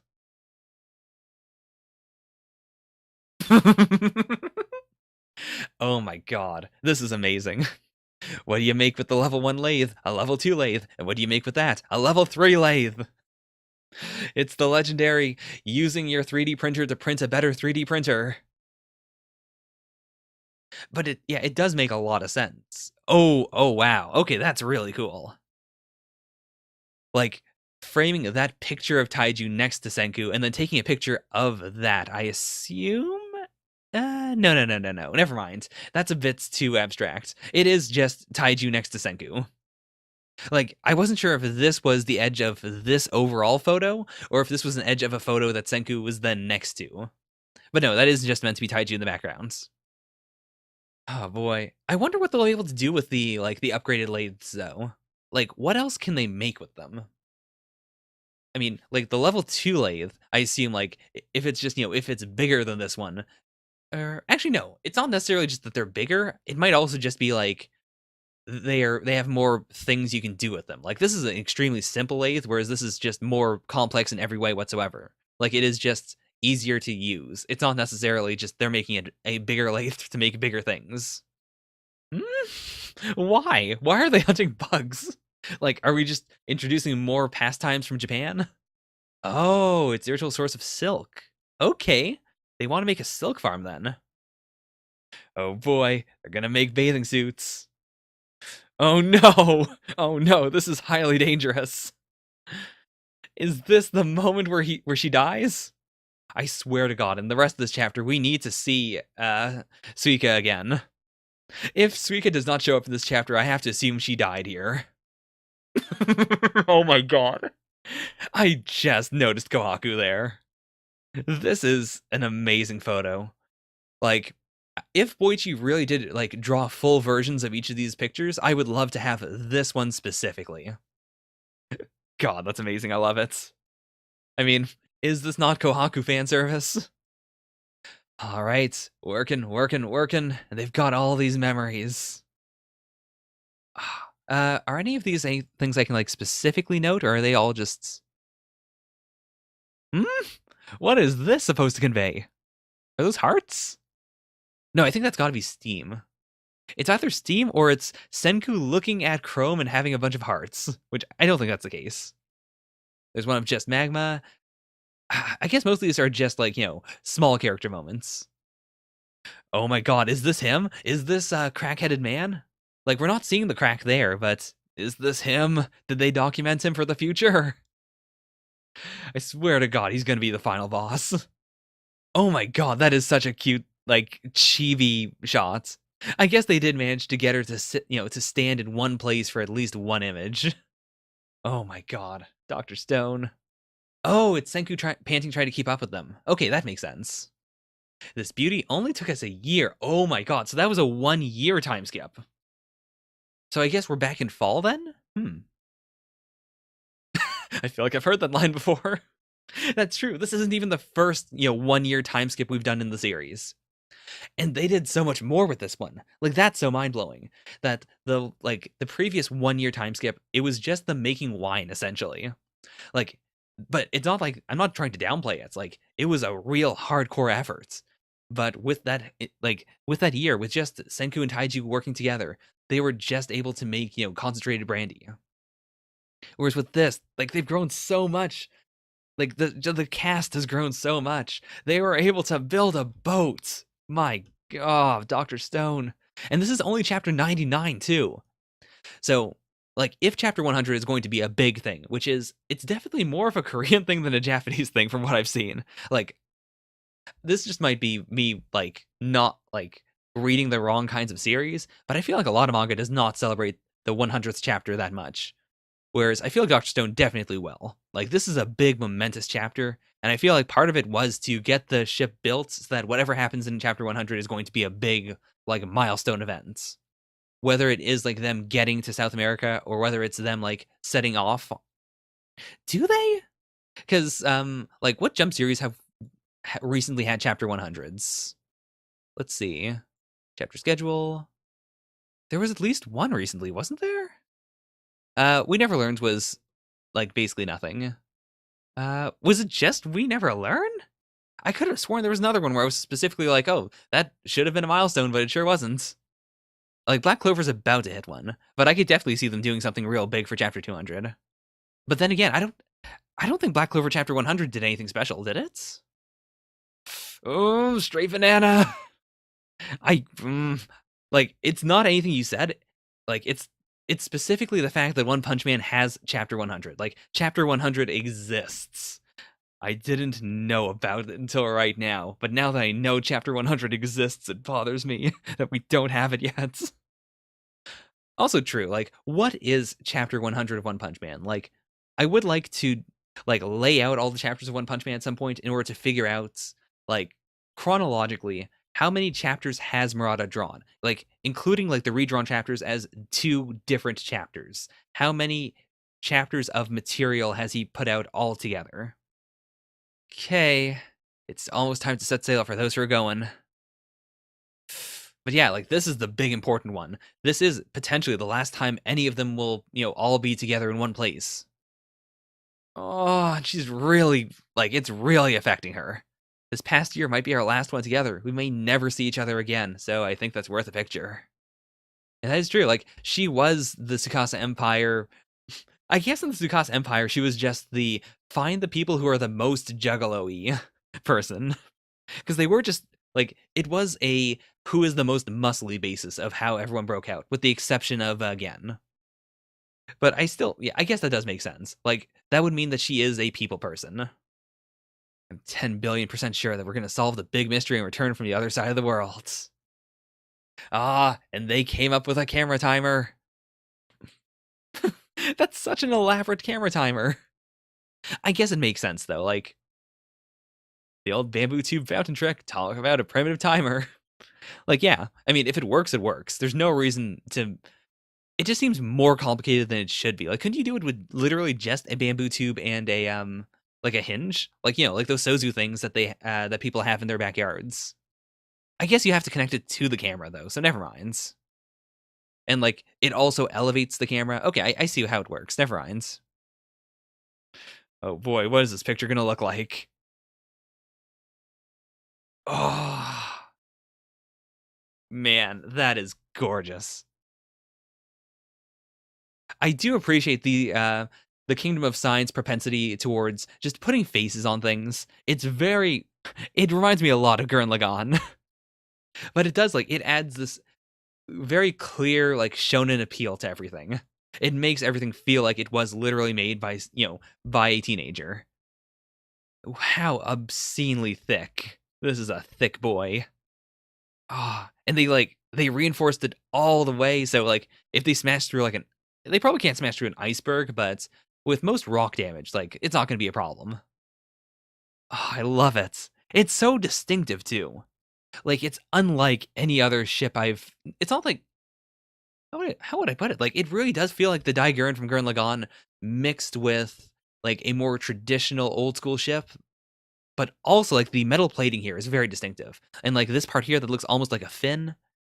Like if I were to do like a very quick doodle of it, I think I could get across, this is Senku's ship just by drawing like the general ship face design, then a face, and then like these strips of metal.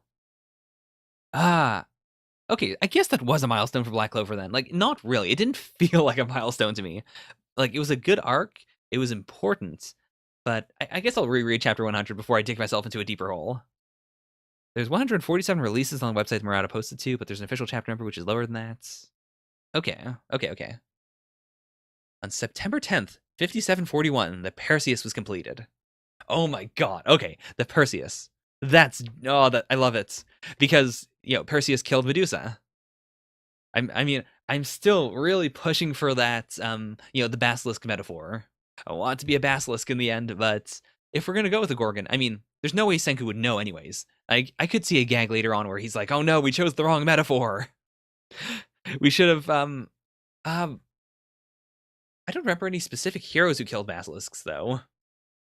Whereas, like, with Perseus, I guess you could even say that the shiny reinforcement here is kind of like Perseus's shield, which was so shiny that he was able to see Medusa just in the reflection of it. Also, we very rarely ever get the dates, which I love that we are getting the dates for this specifically. Like, it is a momentous occasion. If you are going to do a Dr. Stone timeline, you need to put this date down specifically. Also, it is September, so they are it was a full year. They went all the way around. They're back in fall, going into winter. I really like that too, because one of the things I was thinking about throughout this arc was it's going to be snowy and cold. Like if they are going down to South America, it's still it's going to be warm, but it's still going to be weird. Like the temperature is going to be odd. This the seas in general are stormier when it's winter in the northern hemisphere. Like there are certain things that just make sense if it's winter. If they had stopped 3/4 of the way through the year, I feel like that might have been cheating. Whereas because they did a full year, anyone who was specifically thinking about the weather when they set forth, none of those theories are invalid. It has been a full year, but it is still they're going to go there in winter. Insane plot twist. The real final antagonist is the actual Medusa from Greek mythology. The ultimate plot twist is that it is in fact someone from Lation. It's someone else with a, mythological beast name. Anyways, easily number one. Promised Neverland was fantastic this time around, but I really loved this chapter. I don't know if I'd put it on my top 10 favorite Dr. Stone chapters, just because Dr. Stone has a lot of good chapters, but it feels like it deserves to be in the top 10. As I said at the very start, I really appreciate the whole war chronicle sort of. It's not a war chronicle. I'm just saying that because I'm comparing it to another series, but this chronicle of the things they've done, the way they shot it through pictures for the most parts. I don't want anyone to die, but if someone does die and they come back to Japan, they say yeah, this person's gone. I would love to see just an image, one of the images they put up here of that person saying yeah, they're gone. Alas, poor Magma. He sacrificed himself killing the Gorgon. Dr. Stone has 30 chapters in the top 10.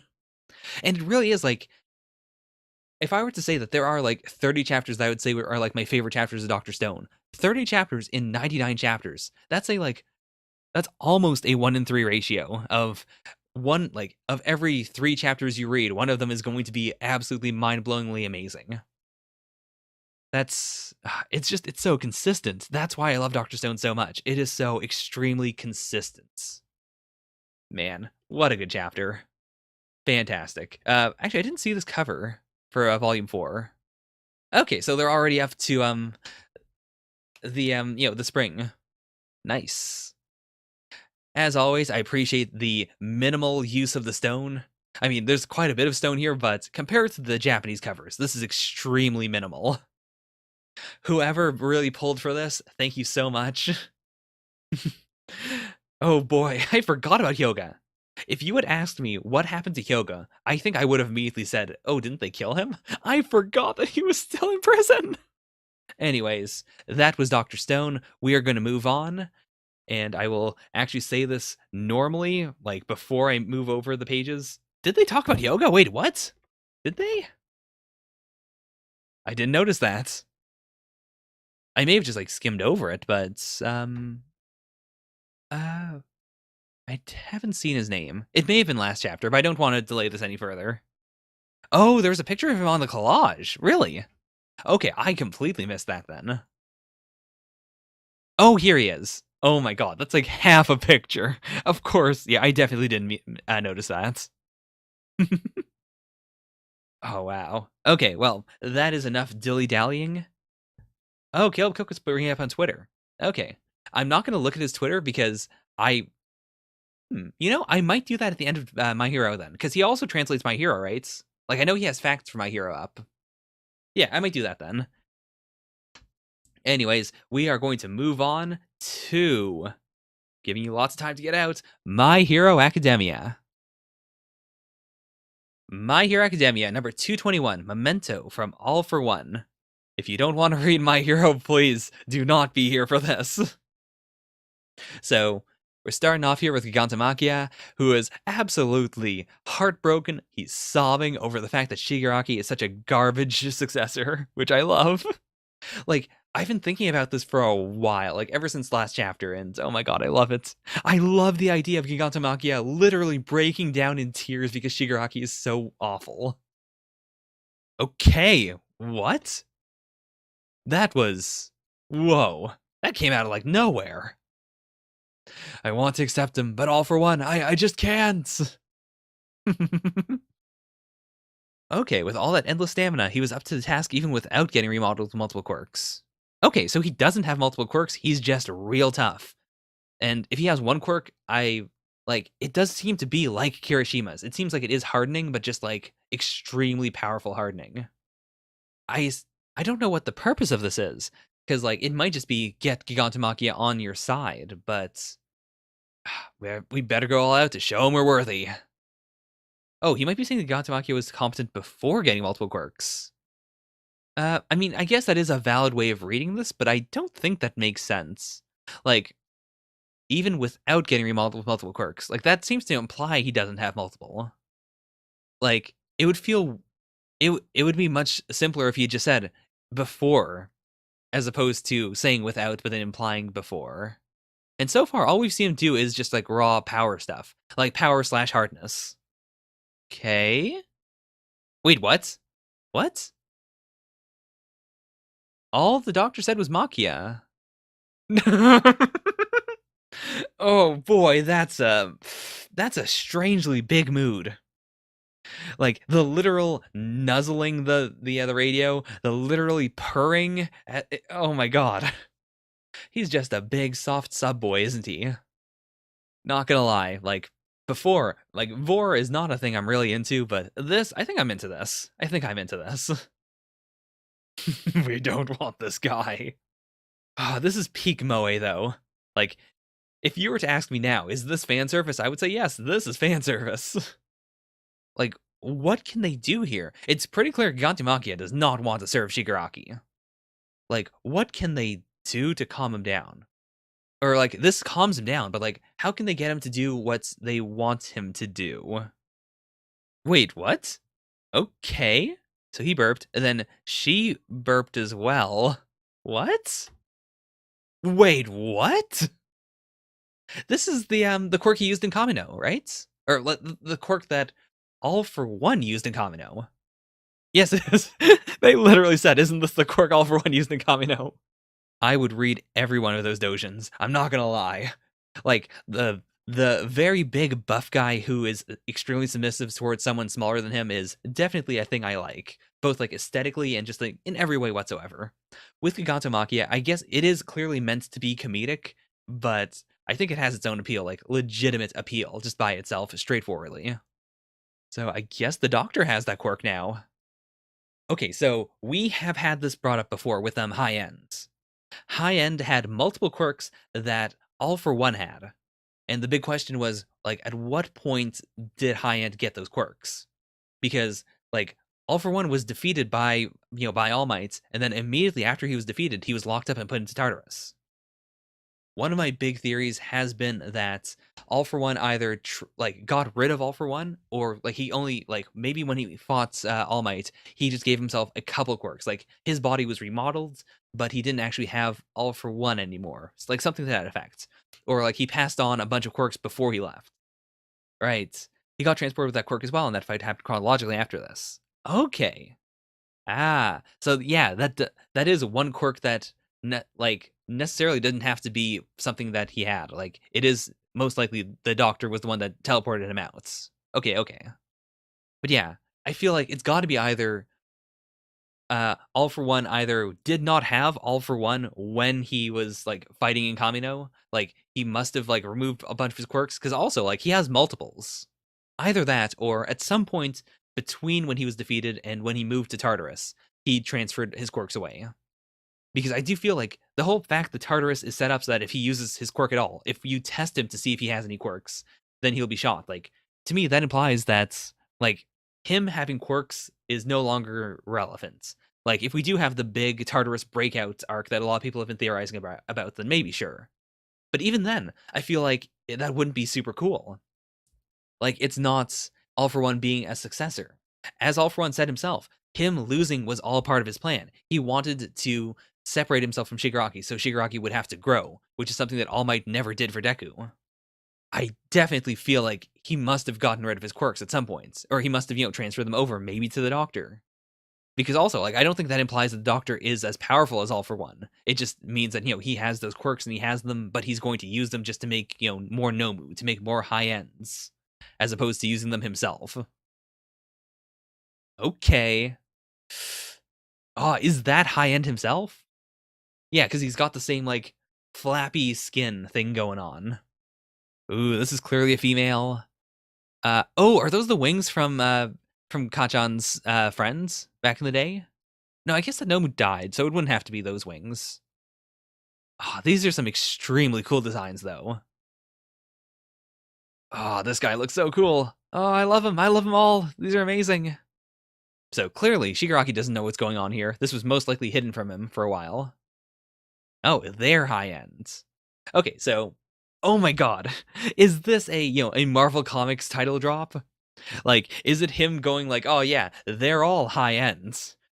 And, so that first one that was called high end was, it was just named that because that's the generic term for all of them. In the same way, actually, that the first Nomu, the one that fought All Might, was just Nomu for a while. Like, we just assumed that was its name. That was the name of that guy before we learned that Nomu were like a multifaceted thing. Oh yeah, Big Titty Nomu has arrived. Oh, I do like that though. Like, as soon as he shows up, Shigaraki isn't like, he's not on the defensive. The first thing he does is, all right, well, I have been looking for you. Here are some bullets. You gotta make more. Oh boy, he could clone Eri. That's a worrying prospect. No, homie, no. Okay, well, I guess if you guys are willing to put up with my Gigantomachia X All for One dojins, I guess I'll let you have your Big Titty Nomu dojins. Fine. I'll allow this. Ah, okay. And the Doctor is willing to call them, like the others and his father. In the same way that Shigaraki does think of that hand as being his father. Like, not his father's hand, but his father. Okay. When we need to meet face to face, I'll come to you. And if you break this rule, I'll send you right back to that big old meat grinder. Why? Why would he not want them to be close to him? I mean, part of it might just be that they're scary, that he doesn't want them to get close enough to, to hurt him, or for Shigaraki to, to put his hand on his face, just in a brash moment. But it feels like there's gotta be something else, especially with this, with this Zoosh. The fact that he was willing to, like, blast some sort of burst of wind, I guess? Yeah, because this readout was at it was at his feet before, and now it's over here, so it had to have been wind or something. Daruma Ujiko. Alright, we finally have a name for this man. Send you here out of respect for the boss. My life, my tech, and the little ones here, I offer them all to the great all for one. I do like that, though. Like, I like that these have been his main focus this entire time, because it implies that it's not like he just came up with all of them. Like, no, this has been something that's been brewing for a real long time. Like, these are his legitimate best of the best cream of the crop Nomu. Okay, just a 20-year-old kid pawing around with the dregs of society. So what do you have to show for me, Tomura Shigaraki? And interestingly enough, it is Spinner of all people who has the, the flash of understanding. Oh, God, I really do love that this arc takes place before the high-end arc. Like once we finish doing this, I really want to be able to flesh out that arc. Because already it makes so much more sense. Just because, like, oh, that's so cool. I love it. So what can we do from here? Like, Shigaraki clearly has to prove something. I don't know what exactly he'll have, apart from, I've got this bullets. And, we took out the Hasakai, I guess. But what else can he show off? Without going close to the doctor as well. Like, does he have any, like, public works that he can show off? Any, like, big schemes? Actually, oh, what if the whole thing of taking out Endeavor is what Shigaraki wants to show off? Like, right now, Shigaraki doesn't have anything, but he's going to take out Endeavor. Like, he'll have, this, he'll use High End plus, Davi to kill Endeavor. I assume that's what he'd say. Like, I'm going to kill the #1 hero. And then in exchange for that, the doctor will help him make friends with Gigantomachia. Because that would also, like, that'd be a good transition to the present time, in which case we could then check up on the League of Villains. What are they doing now? Go reread the first chapter of My Hero Academia real quickly once you finish reading this chapter. Okay, sure. I can do that, because I have a subscription to Weekly Shonen Jump. Get on that if you don't have one. I mean, I'm not saying you have to, but especially if you're just, like, if you're caught up with everything, it's not really necessary. The free chapters are fine enough, but these archives are genuinely really nice. I really enjoy having them.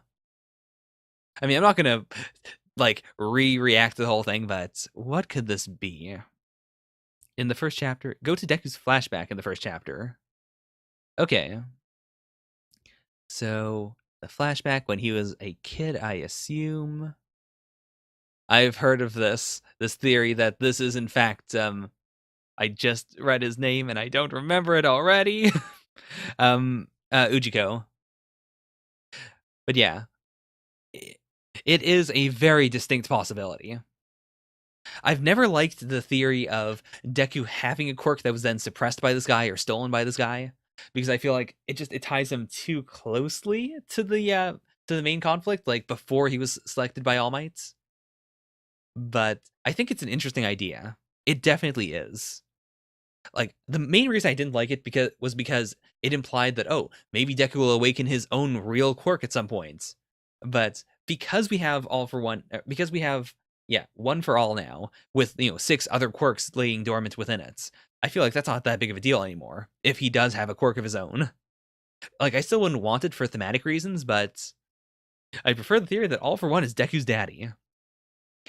It's a possibility, but keep in mind, All for One is, hundreds of years old. He was defeated relatively recently, but it wasn't. Was it within his mom's lifetime? I don't remember the full timeline, because the whole thing is, like, once All for One was defeated, like, it'd be very difficult for him to then pass himself off as anyone else. Like, he doesn't have any shape-shifting quirks. He doesn't have anything. He might have hypnosis or something that we've never seen before, but, like, it doesn't seem like he has anything that would allow him to hide what he really looks like. I mean, this is all implying that we're doing a situation in which Deku is, like, in which they had a loving relationship. There's also the possibility, I guess, that he just, just pump and dumped Deku's mom for some reason in order to have a successor out there. Deku's 14th started series, All for One's defeated about 4 to 5 years before the start. Okay, so it was within his mom's lifetime. So it was that recent. Oh boy. Japan, how did you cover this up? How did you cover up All for One if it was this recent? That does make sense. For anyone who watched Kamen Rider Double, he does remind me a little of Isaka. in the sense that, like, I do love the general trope of a doctor who is legitimately, like, a nice guy who takes patients normally, but who's, like, secretly real dark or has, like, some weird experiments going on in the background. I think, like, because of all the Star Wars references in the series, that would be a real good twist, and it wouldn't even feel derivative because we also have the double thing of, All Might was pretty broken by the fact that Shigaraki is, the grandson of his, his mentor. Imagine the mind break he would have at learning that his own successor, that Deku, is the son of All For One, that he has been raising All For One's son all along. Like, I personally don't put a lot of stock into the whole, like, you are related to this bad person, therefore you are also bad. But, like, clearly it affects All Might. It has, like, emotional impact, and it would definitely mess up Deku. Anyways, so, yeah, the Doctor does have the perfect job, especially because, like, quirks are things you build up. Like, they are like muscles, right? So it would make a lot of sense to steal really nice quirks from kids when they're still young, when it's just like, okay, this is a promising quirk, but no one quite knows what it is yet, or like it's so it's so dormant that, like, even if this kid were to grow up and have a normal life, that they might not amount to anything with this quirk. It would make sense to, to pluck those, give them to All For One, then let them, flex with them for a while until they get fully developed. Yeah, like, specifically the fact that Deku's dad is alive. Like, it's not like he's been orphaned, or, like, it's not like he has a dead dad. If it was a dead dad, I would never think, like, oh, his dad being, is secretly alive or something. But the fact that his dad is alive and just never around, we've never seen him. And it's not like they're divorced or anything. He's just not around. Whoa, whoa, whoa, whoa. Really? He turned it. Yeah, I guess that is. I've never made that connect. I mean, I couldn't have made that connection until now, but oh boy. Whoa, whoa, whoa. That's heavy. That's extremely heavy. I feel like my entire universe is being shaken right now. God, I remember the good old days where My Hero was just starting to come out in English, and everyone was like, huh, is Deku secretly one of the failed children of Endeavor? That would be a plot line to bring back. If childcare payments stop coming through at the same time All For One is thrown in jail, then alarms will start going off. Now, I specifically can't imagine All For One, like, seducing his mom and also being like, oh, by the way, I can breathe fire, check this out, because he didn't have a mouth. Like, of all the quirks you could fake, like, even having all those quirks, I feel like though I guess that is the ultimate red herring, right? Like, if you were dating someone who didn't have ears, then the ultimate, like, if you didn't have ears, then the ultimate cover would be to pretend that you have ears. Like, did All For One have wait a minute. Oh, he didn't have eyes. That's right. He did have a mouth. Oh boy. I sure am showing my ignorance today, am I not? God. I can't believe I said All For One didn't have a mouth. He spent a lot of time talking, Kamino. But yes, it is also it is possible that they had sex prior to All For One, being defeated. Like, it could have just been him hanging out, getting with those fresh babes. Yeah, it's a possibility. There's also just the straight up the Doctor artificially inseminated her thing, which would also, like, if we're doing the Star Wars thing, like, that would make it wouldn't make Deku Anakin. Like, it's not like Anakin's mom was artificially inseminated, but, like, she was inseminated by the Force. I mean, I guess once we start going to the Force, we can't really make parallels. Like, is Deku a child of all quirks? Did the power of quirks artificially inseminate her? No, I feel like it would make more sense to just have it be, like, he has a dad that is a fire breather. They don't really ever meet up. Maybe they have some friction because he's like, oh, Deku doesn't have my eyes. Or I guess it would just be Deku doesn't have my quirk. How do I know he's not, how do I know he's my son? Or something. I don't know. I don't know if I want to deal with the idea of All For One having the miraculous conception quirk. It would make my future All For One Gigantomachia Dojin work a lot better if he does impregnate Gigantomachia using his quirk, but I don't know if I'm, like, as interesting as that is, I don't know if I want to also add in the possibility of, like, oh, well, during the All For One versus All Might fight, why didn't he just impregnate All Might? What about that plot hole? I could actually see that, though. Like, I could see the reason why Deku's father isn't around. Like, I could see it being that Deku's father doesn't like Deku because he doesn't have a quirk or something to that extent. And Deku's mom just never told him because, why? Not why would you? Like, he has a right to know, but she's a caring mom. She's the kind of person who I think would hide something that cruel and that, like, unnecessary from his, from Deku. Plus, we could have an arc where he shows up at some point. He's like, "Hey, guess what? I'm back. I'm sure I am proud of you," because Deku's super famous now. There's a lot of possibilities. Anyways, this was a big old banger of a chapter. Not this chapter. This chapter was a banger though. Like overall, chapter 1 of My Hero, real good. I don't, I didn't like love the first chapter, but I liked it enough. I thought it was real fun, and obviously, it turned into a great series. So, as for My Hero itself, I guess I don't need to go back to the chapter to rank it.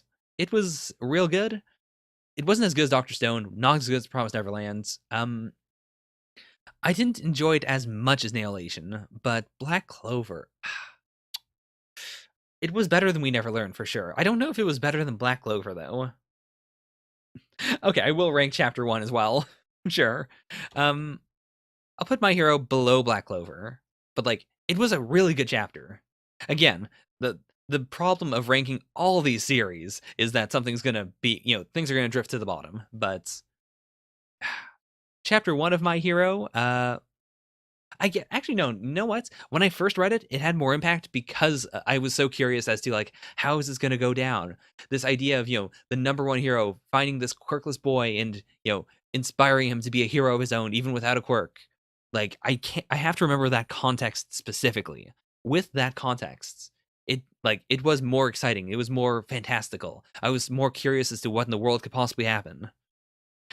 Like, it feels so weird to say the first chapter was better than the 221st chapter, because I feel like that's degrading the 221st chapter. It was real good. But I think that is where it's going to be. My Hero, overall, good chapter, but not as good as the very first chapter. That is an interesting thing to say. All right, where are those author comments?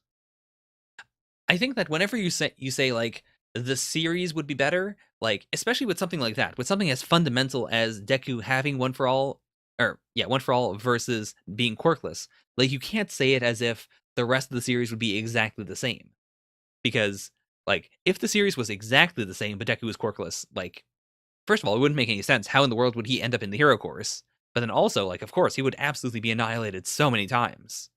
What people are really saying is like the series would be better if the entire premise was different. If it was just, the number one hero training this quirkless boy to be a hero of his own, which is also just fundamentally not how the world of My Hero works. Like, heroes, they do have equipment of their own, but fundamentally, heroes have quirks. Like, I don't think we've seen a quirkless hero. In Vigilantes, we've seen someone who does not have a quirk who is, a vigilante, but they're not like a pro hero. And at this point, like, while I do think it would be interesting to see what My Hero would have been like if Deku was quirkless, like I think the one shot of My Hero is also something really cool that could be a full series, like a series just about this guy who sells equipment and who also uses that equipment to be a hero, even though he doesn't have a special power of his own. Oh my god! Oh my god! I just had a big realization about vigilantes. Oh boy! Oh my god! I can't say it here though because I know a lot of you don't read Vigilantes, but there's something in the prototype, like in the one shot that came before My Hero, that is actually directly tied to Vigilantes that I never considered until right now. Matsunocho's Kanada's Wano Kodan performance is wonderful. He's a rare genius of Japanese traditional theater. Click here to see it. Okay. I would actually really love it if some of these author comments in the English release did include links to things. I assume they put this link here specifically because it is like, it is a One Piece thing. Like they are legally allowed to show it. I, however, am almost certainly not legally allowed to show this. So, I will watch it later. Let's not do it now. I'm terrified that whatever audio is playing here could get my channel striked. Let's not do that. When I watch foreign drama shows while eating bread and coffee, I feel like I'm in America. I mean, I have had that feeling before. Like, I think a lot of people have had that that moment of drinking tea, eating a croissant, and being like, "Oh man, this is kind of like being in Paris, isn't it?" But I've never had the American feeling when it comes to eating bread and coffee. I mean, I guess that is a thing that people eat in America, but I don't know if I would call that like the ultimate American experience. To me, it's more like hot dogs. When I eat a hot dog from like a street vendor, that's what makes me feel like, oh yeah, I could be in America right now. Actual shipyards have impressive spaces called mold lofts where they make actual size blueprints. God, I know about that vaguely, but I'm not super in the know about shipwright, like shipwrights or shipwrightery making ships. But everything I know about it is insane. This week is the final episode of the anime. It's amazing until the end, so please don't miss it. The Promised Neverland anime has been amazing. Like, to the point where I have one big problem with it, which is that the monologues are all done, like, there's a lot of internal monologue in the Promised Neverland, and it does bother me that in the anime, they don't just do internal monologues. Like, I would love it if they just went full kaiji and had a bunch of internal monologues. I hate it whenever the kids speak out loud because, like, I get why. And having read the manga, I understand. Like, obviously, they can't be heard because they weren't originally saying it out loud. But it does feel weird every time. If you want to feel like you're like living in Czech, drink some beer and bread, you're pretty much there. I don't think I've ever had Czech beer before. In general, I don't really like beer because it's very like for the amount of alcohol you get, it isn't like it's too calorie dense. It feels like I'm eating an entire loaf of bread every time I drink a beer. Whereas like, doing shots or something is much less intensive upon my body. But I can't appreciate a good beer. If I can find a good Czech beer in my area, I will check one out. Check one out. But tish. But yeah, like I I appreciate any series where, like in the anime, they replace monologues with visual storytelling. And I think Promised Neverland is trying to do that to some extent, but the monologues are so important in the series that you can't visually say a lot about it. Like again, it would be like if in Kaiji they tried to minimize the narrator, and instead of the narrator, they just did a lot more animation. Like it would it wouldn't be bad necessarily, but it wouldn't be kaiji. Like, it takes away from the feel of the series. The Promised Neverland is a very cerebral series, and a lot of that comes down to all the talking and all the, like, thinking about plans and having the kids, like, hammer out their plans and, like, argue with one another. Hmm. I wouldn't want you to go through that efforts, though. Like, there are places here that do sell, like, just, international beers. I'm sure I could find a Czech beer somewhere. If you have any, like, specific brand examples, just post them in the chat, and I will look them up, and I'll see if we have them in my area. Because I would love to check them out. There's a drawing of my editor in the weekly Shuchan segment in the back of Japanese Shonen Jump. I laugh every week because the art really captures his features well. I've never heard of the segment before. Like, is it a new thing?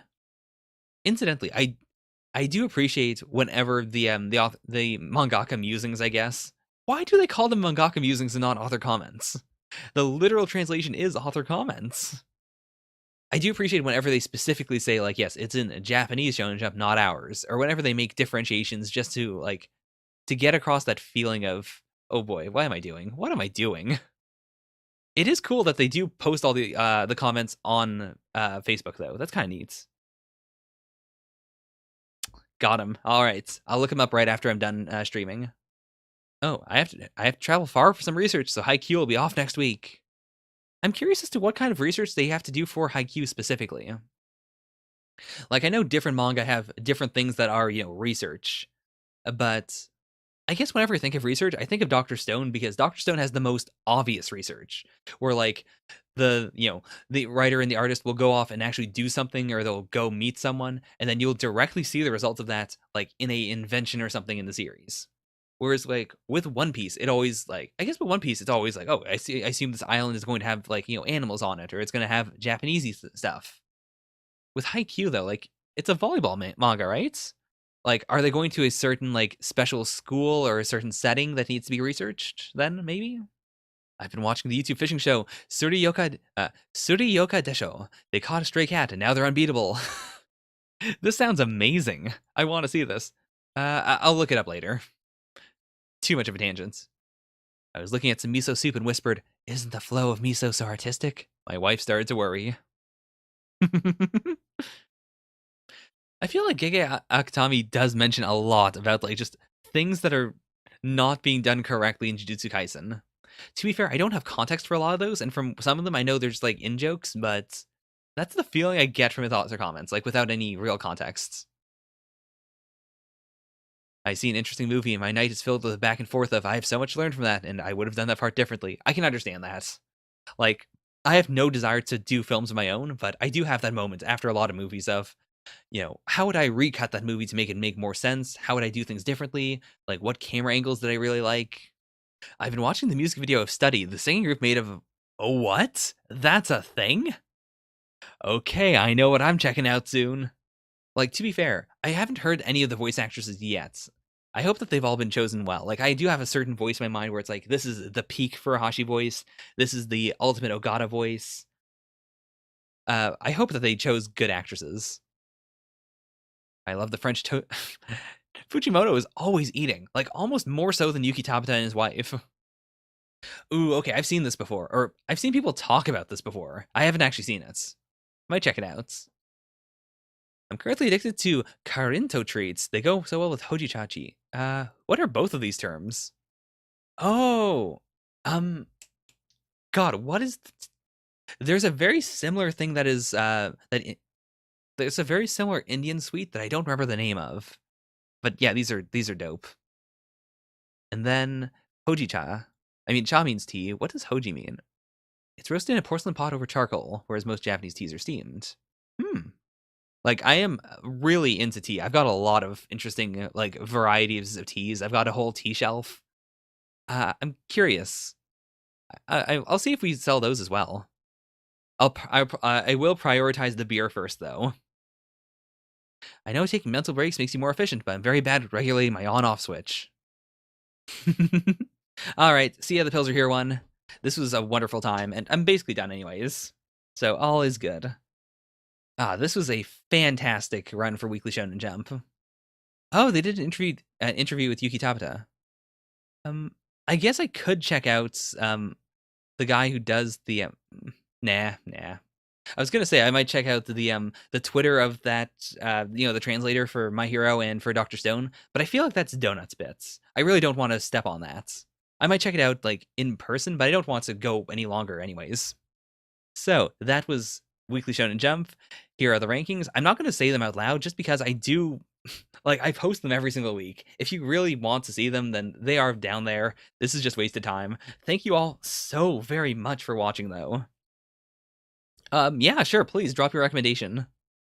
Like, I'm not doing chapter 1s right now because I'm trying to catch up on my other series. I'm trying to, like, finally end some of my reaction series, but I have been picking up a bunch of potential new chapter 1s. So please recommend stuff. I will definitely like check it out. And I want to do a thing where I list out the series people have recommended, and then with some of them, like sometimes I will read a series on not on channel. Like sometimes I'll just be very depressed when I pick up a series and I don't want to do anymore. I want to have like reasons for why I stopped certain series. Because it also reminds me, like, oh, I stopped the series for an unfair reason. Maybe I should give it a second chance. Like, anyways, that's enough meta talk. We're just gonna end it. Thank you all so very much for watching. As always, this has been a fantastic time. Bye for now. Nya nya.